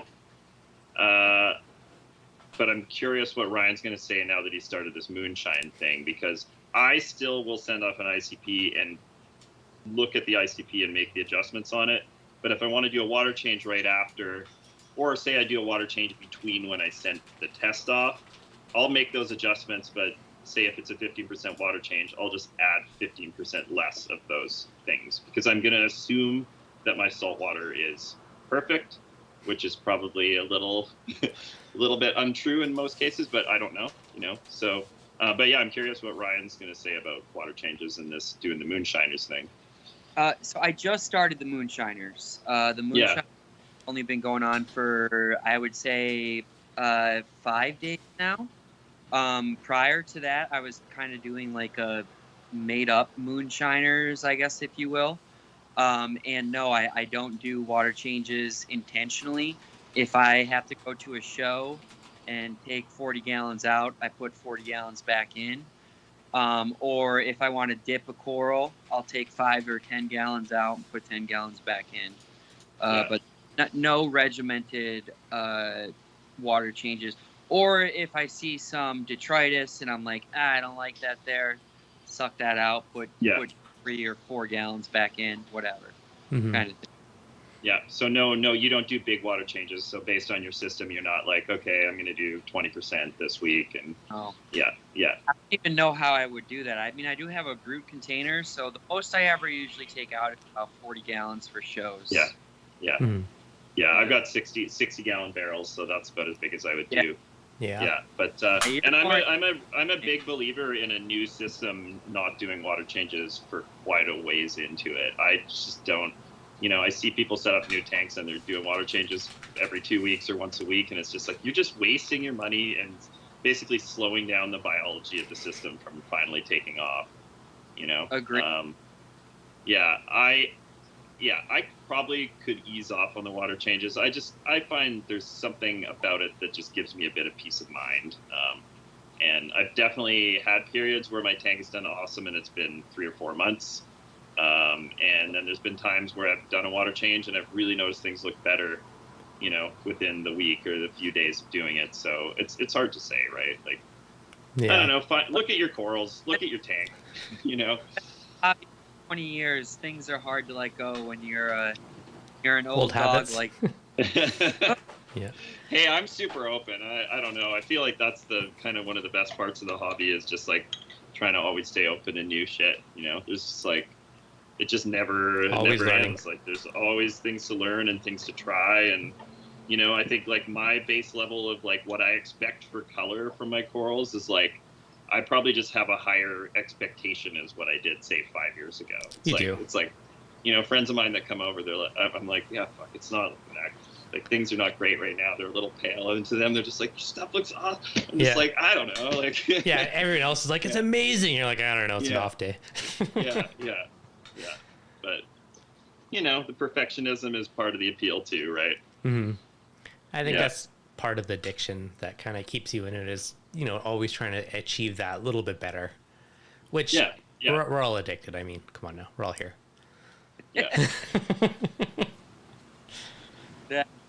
I think that nothing proved that more to me than the past few years. I mean, we've been living in some pretty tumultuous times, and every time something new comes up, I'm like, oh, the hobby's done. Like, I live in this frivolous, like, you know, I'm doing this frivolous thing. People are, you know, they need to buy gas, they need to buy food, and then every time it's like someone shows up, it's like, you got that Oregon tort, man? You got that? Yeah, well, and we had the CERB thing in Canada where people got like a $2,000 check if they were out of work, and I got a few orders from people that were like, "Yep, just got my syrup check, buying some corals," you know. Yeah. I need more of what makes me happy. Yeah. That's amazing. Totally agree. Yeah. Something else I wanted to talk about, if I can, it's not super off, but I think that, like, you know, like I was saying before, looking at systems like my system and Ryan's, like we get a little fancy with stuff, like a little bit more complex than what some people might do. And I think that, like, again, with the numbers thing, it's like, I don't want anybody to feel like they need to do all of these things. It's more just like, you know, pick something and sort of try it for a while and try one thing and change it and see if it improves your system. And if it works for your reefing style, then keep doing it. But, like, you know, I don't want people to think you need to get crazy complex. Like, I get complex because I'm trying to, like, achieve, like, really good growth and really good color, and I need to maintain that so that when I sell corals, they look good, you know, when they arrive to the customer, and that's super important to me. But, like, I don't think everybody needs to get as obsessed as we might be obsessed, but also at the same time, it's kind of fun. So, you know, do what you want to do. That's true. That statement, that especially of the changing one thing at a time and going slowly. Don't try to do a bunch of different things. Focus on one modality. So if we're talking about the pH, you want to focus on your pH. Change one thing, and then see how that helps. Always measure. Always keep track of your numbers, and then take the next step to take it to the next level. If you're at, and I didn't answer this question earlier, but you asked what's too low of a pH. In my opinion, I think if you're below 8.0 in an aquarium, it's too low. Yeah, agreed. Option would be deleting your family out of your life. You know, getting rid of loved ones, but that's usually not an option. So first, easiest option is open up the window once a day. You know, Huge open difference. up the window day, let the fresh air come in, then close the window. Okay, that would be the first most simple thing to do. Next thing to do, in my opinion, would be to use Kalkwasser. And then after that, then you could step up by adding a CO2 scrubber. Yeah. If you're going to use a CO2 scrubber, you have to recirculate the air through the skimmer. If you're not recirculating the air through the skimmer, you're going to go through the media way too quickly. And if you're going through the media way too quickly and you don't have the opportunity to change that out, then you're going to see bigger swings than what we're intending. And at the end of the day, we're shooting for stability. So if you're going to attempt CO2 scrubbing, then I would recommend to recirculate that air. Yeah, actually, and that's something I wanted to ask you about, because I'm not recirculating, and I know it's something I want to set up, but I was a little bit worried about how to deal with the evaporation moisture side of it. do you mind showing us yours for a second and just showing us how you've done it? Because I saw it in another video of your system, but Sure. Hey, yeah, I think that would be something that would be good for people to see. hey, Adam, have you seen my Yes. super ghetto cheap DIY one that goes on top of a skimmer? No, I don't think so. We've Oh, all seen it, Dude, Devin.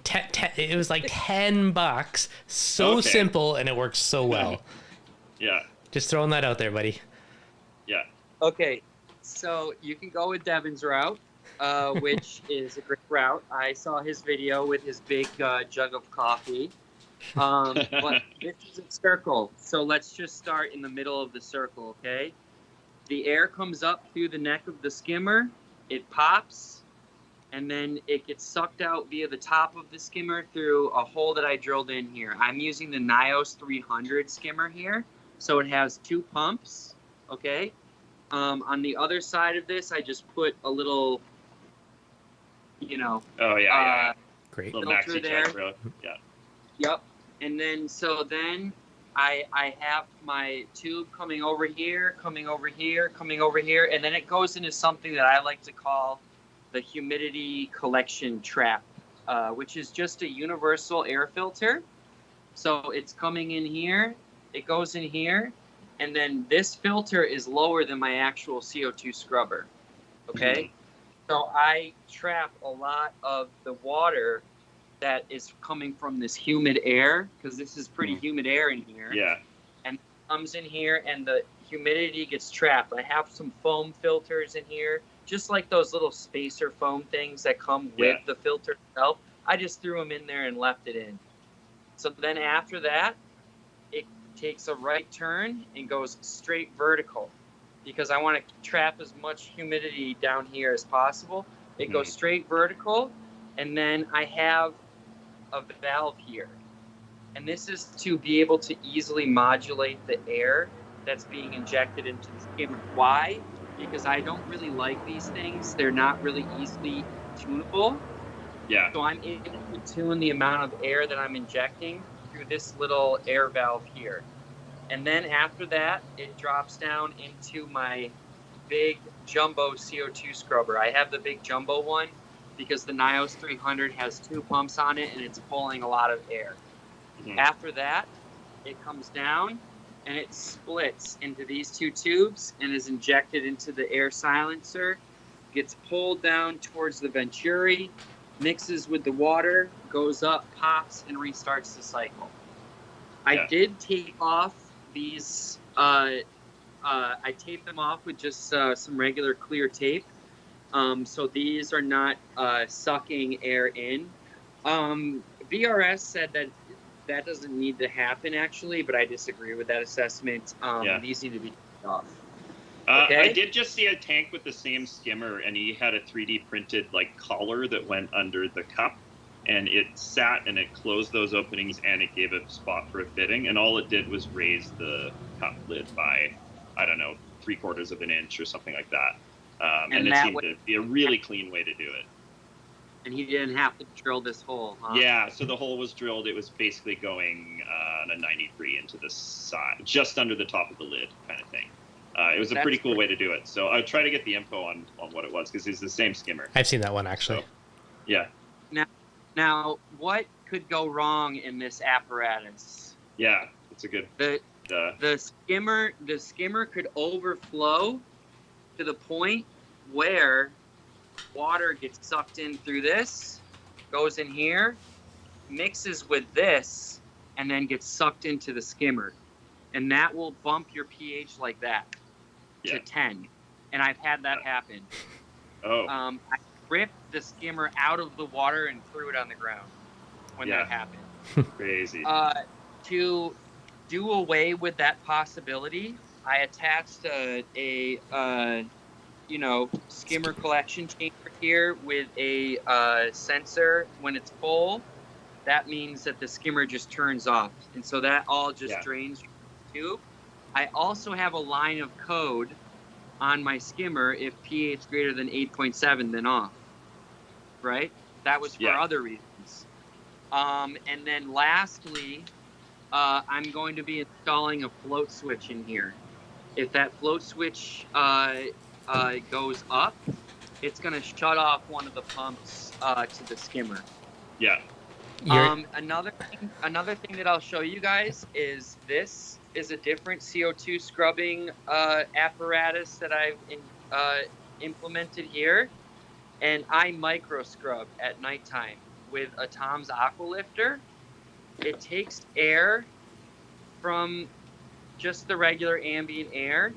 It goes through the CO2 absorbent media through the Tom's Aqualifter and then is injected into the water on opposite schedule of my lights. So that turns on at noon. And that's so like basically micro bubble scrubbing. So you're just injecting those super fine bubbles at night. Yeah, I inject the micro bubbles at nighttime, and also I think it helps with pH a little bit. Yeah, for sure. Well, especially if you're injecting your CO2 deprived air. Yes. Yeah. Now you have a very fancy setup. Mine is like super bare bone basics in comparison. I have like a decent sized Tupperware container from the dollar store full of CO2 media that sits on the top of the lid of my skimmer cup. And I drilled a ton of tiny holes above where the skimmer vents are. So I don't have to worry about moisture going into it because it's physically above it. It just drained down. And then for skimmer overflow, I use that little smart skimmer security, that little optical sensor with a plug. So it just turns off my skimmer if it overflows. Yeah, I find those super smart simple skimmer securities, they do have a tendency to kind of false trigger or have issues. And I because the CO2 is, I don't know, the CO2 scrubbing seems so important to my systems now. Yeah. I just pulled it off. I'm just too worried about it. Where I put mine, do you know how the skimmer has that little dish above it to like push the bubbles down? Put it just above that dish. Yeah. So it's like a legit overflow to actually trigger. Yeah. That's what I've done, and it's worked pretty well. There's been like maybe once or twice it's been falsely triggered, but 99% of the time it's good. Yeah. Awesome. Okay. Yeah. Yeah. Sorry, my Bluetooth headphones were dying here, so I just keep getting them back in the charger. Heads up, I have to run in like 5 minutes, so I'm so sorry. It sounds good. Yeah, we've been talking for a while. Yeah. 45? Yeah, we really have. Nice. Unfortunately, I can't tonight. No problem. Yeah, I'm just looking to see if there's any other little talking points that I really wanted to go on here. We've talked about a lot of it. Yeah. I have one random one while you're searching. Yeah, go for it. Earlier, you're talking about euphyllia and you judge their health by the coral band. If one has a very thin kind of flesh band on it, what do you feel is the best way to bring it back to happy state? I see that come up a lot with people with it receding. So it's okay. So let's look at that really quick. Okay, so this is a torch, obviously. And so when we're talking about like a flesh band, we are talking. Yeah, how much skeleton's covered? Yeah, that's pure flesh, so that's super happy. Flesh all the way down to this glue and then some epoxy that I have. So when a torch is or euphyllia is really healthy, it's going to have a nice, healthy, thick, juicy, extended band all the way down. And then below it, it's going to have algae coverage, old growth, whatever. And then when it's not doing well, you're going to have the flesh band receding up towards the polyp, and it's going to leave behind like a toilet bowl white skeleton. And that would be an indication that you would want to intervene at that point. So there has been a lot of discussion of this recently, specifically here. Check out, this is a cabin right here. Here, let me grab. Awesome. Nice. You just pet him. Yeah. Kevin. Yeah, that's my boy. That's awesome. Let me try to get him out here.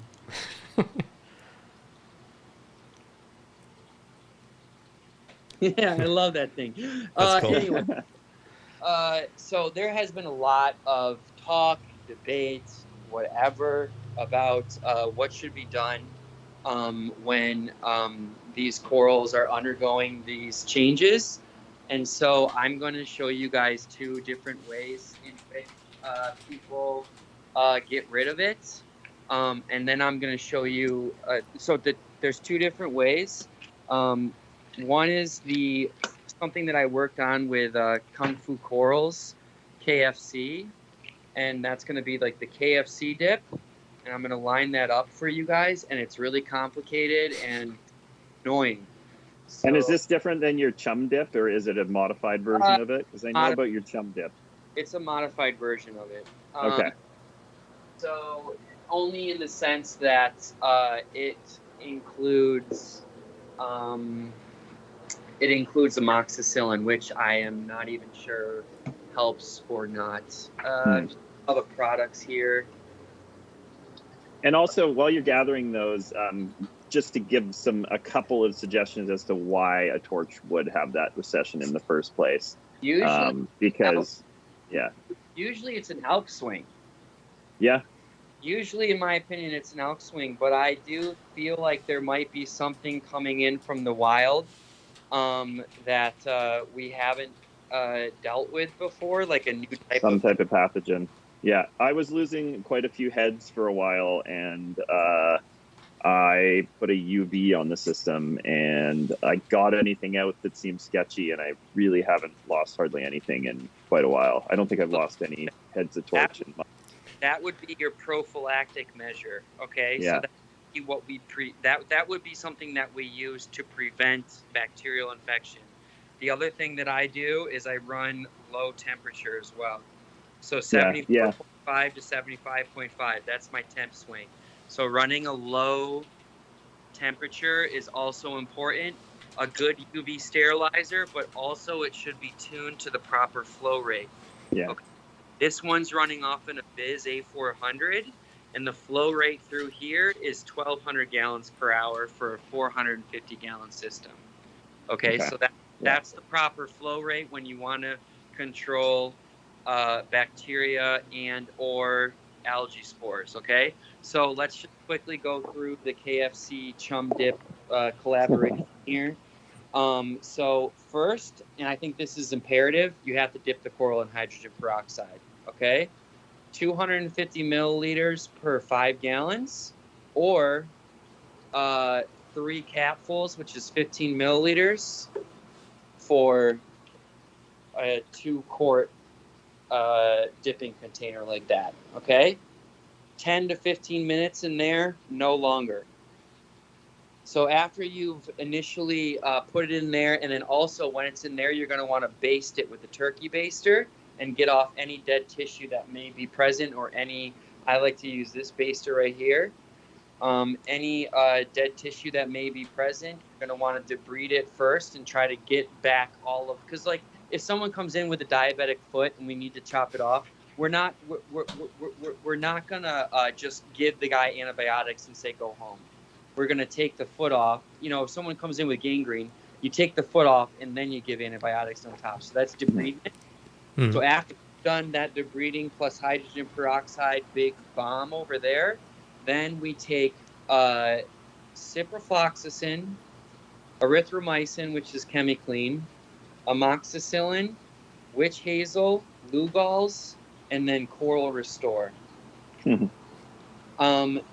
For my dip, if I'm doing this dip, which I'm going to say I don't do this anymore because I've replaced it with something much more simple. When I'm doing this, I do, these are 500 milligrams of ciprofloxacin. I do 2,000 milligrams of Cipro. I don't measure this, but I like tip out a big, like, you know, pile of it in there. It's probably like, 20 scoops of the little scooper. And then I do 2,000 of this. This is 2,000 milligrams of amoxicillin. And then I dump in a half bottle of witch hazel. And then 4 big full syringes of this, because it comes with a little syringe dropper, or you can buy this stuff from Walgreens. It's the same stuff, as long as the iodine tincture. And then 25 milliliters of the Restore. Mix that all in there, heater, sponge filter, and flow, and then I leave that in there for 6 hours. That's crazy. It's 6 a long hours dip. too. Okay, wait. Okay. Now, you also Here's said the you have a other- simpler version. Here's the other option, everyone, okay? This. Does it work? Bonham RTN STN in-tank treatment. Okay?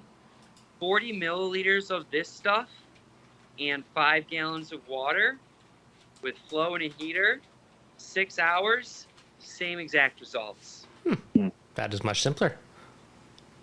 Yeah, that does seem simpler. I've never tried it. I'm curious now. I just discovered this stuff a month ago, and I've been practicing with it. And I have this dumb freaking Aussie gold torch, which has just been causing me issues. It's always the Aussie torch, right? But I dipped this thing 3 times in what I normally would have reached for was the products over there. But Connor from Coral View gave me that, and he said, here's some products, test them out, see what you think.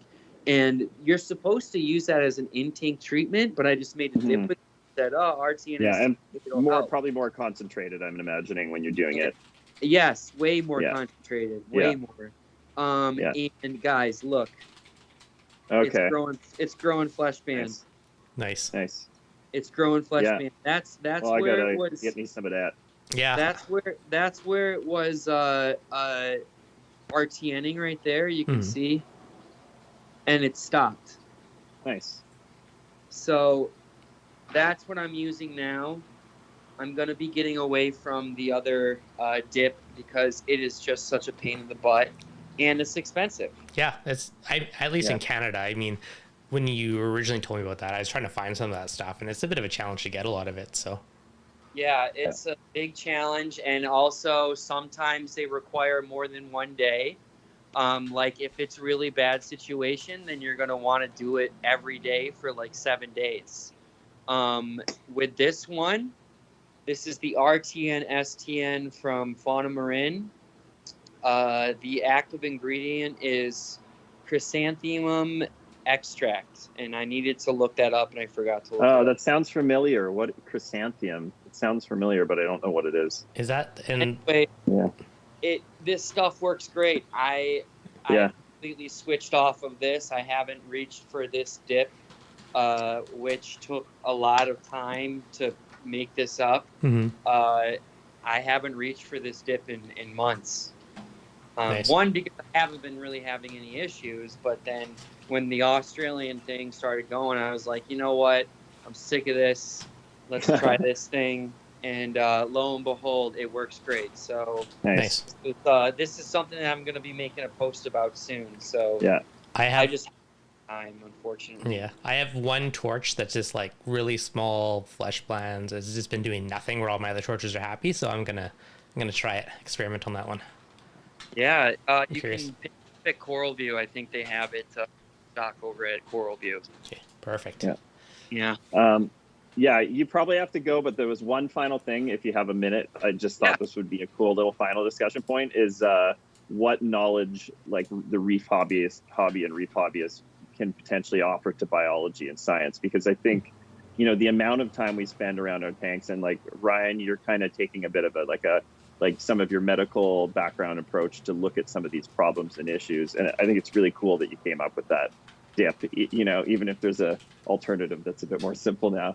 But I mean, I think, if you think about somebody like going to marine biology and going to school, they're going to go to school for however many years. And the time that, we spend hands-on with our tanks, essentially experimenting all the time, it has to have some use to actual science and, in the long term. Like, I wonder when that discussion will come together. Not to say there aren't reef hobbyists who are not already biologists. I mean, I know Jake Adams has some biology background and stuff like that. But I mean, I just wanted to say, I mean, I see what you're doing, and I kind of see how that connects things a little bit. So, yeah, just wondering what you guys thought.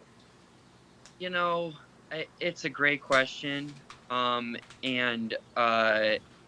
Basically, what the hobby offer institutions of like University of Miami, or other large flagship institutions that are engaging in coral spawning and hybridization and developing new corals which are resistant to heat stress and all of that. Yeah, like what can we offer? I mean, honestly,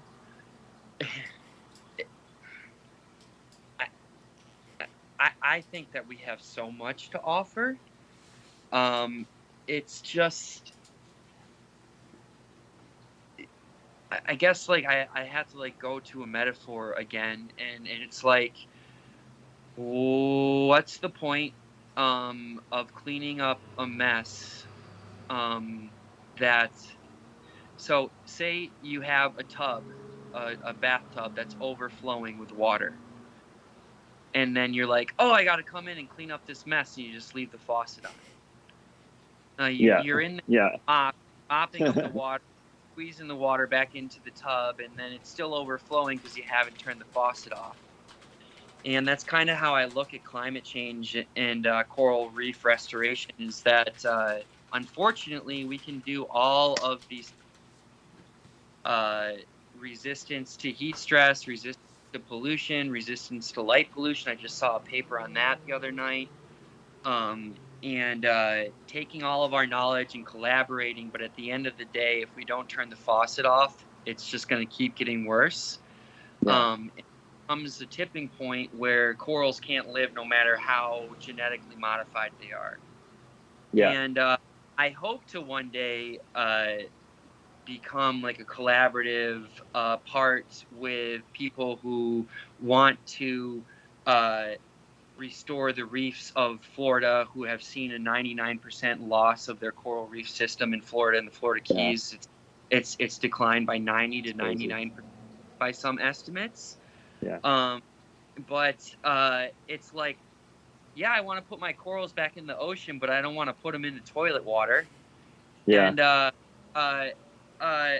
think that our hands-on experience will be so very important in the future, especially when we're talking about banking coral species, coral banking, which is thing in Australia. They just started a project on that, coral banking. It's one of the biggest undertakings, like aquaculture undertakings in the world, if not the biggest. Where I think that there is a lot of opportunity for our skills to be utilized in that. But if the final goal, can you hear me? Yep. If the final goal is to put the corals back in the ocean, something needs to be done, at a much bigger level. Because I know what you're saying. It's like we can have more resistant strains to temperature swings, but it's like it really comes down to solving the root of the problem in the first place. Like, it comes down to turning the faucet off. Turning the faucet off. Off before we clean up the mess. And and I just see no movement in that, especially in regards to how tenuous everything is in the world right now. I mean, people are paying $5.50 the gas, $6 a gallon, $9 in California, and the answer that everyone goes to is we need to open up more opportunities for the drilling of oil. And I just we have very short memory, especially in regards to the fire seasons that we've been experiencing and the hurricane, all of that. But I understand, like, it hurts, like, to pay $200 to fill up your tank. And but I just I don't know. We'll have to see. I know that our skills that we're developing as Aquarius, as hobbyists, are going to be important. I know they're important. Totally. I think so too. I compel every hobbyist in the aquarium hobby to push forward with sustainable ways of aquaculturing corals and to hone 100%. Your skills, because I really do feel like what we're doing here is not just an addiction to color and the beauty of it all, but it's also important. So, yeah. And For sure. another good sort of comparison analogy to this is, or metaphor or whatever is, I think about a couple hundred years ago, it was really popular to collect butterflies and taxidermy them. And there's species of butterfly that are extinct now, but people got really good at preserving these specimens. And I mean, we're talking about dead animals. That being said, these specimens still exist, so we can still observe them in their essentially natural form. And, I mean, if we can keep coral, we might have strains in our systems that don't exist in the wild anymore. Who knows, right? So I don't know. I think we just keep growing and getting good at aquaculture and learning, and hopefully it all helps at some point, for the better of everything. So, yeah. absolutely. Definitely. Agreed. Definitely agree. Yeah. All right, guys. I think we'll wrap it up because I know, Ryan, you got to run, but it was definitely a fun chat today. So I do appreciate both of you from coming on. If you guys enjoyed this, of course, be sure to hit that like button and be sure to check out both their Instagrams and their websites, which are linked below for some awesome eye candy. And quick shout out, Gold Slinger, Tracy, Economic Reefer, Shelly. Thank you guys for the super chats. Thanks, everyone. Awesome. Nice.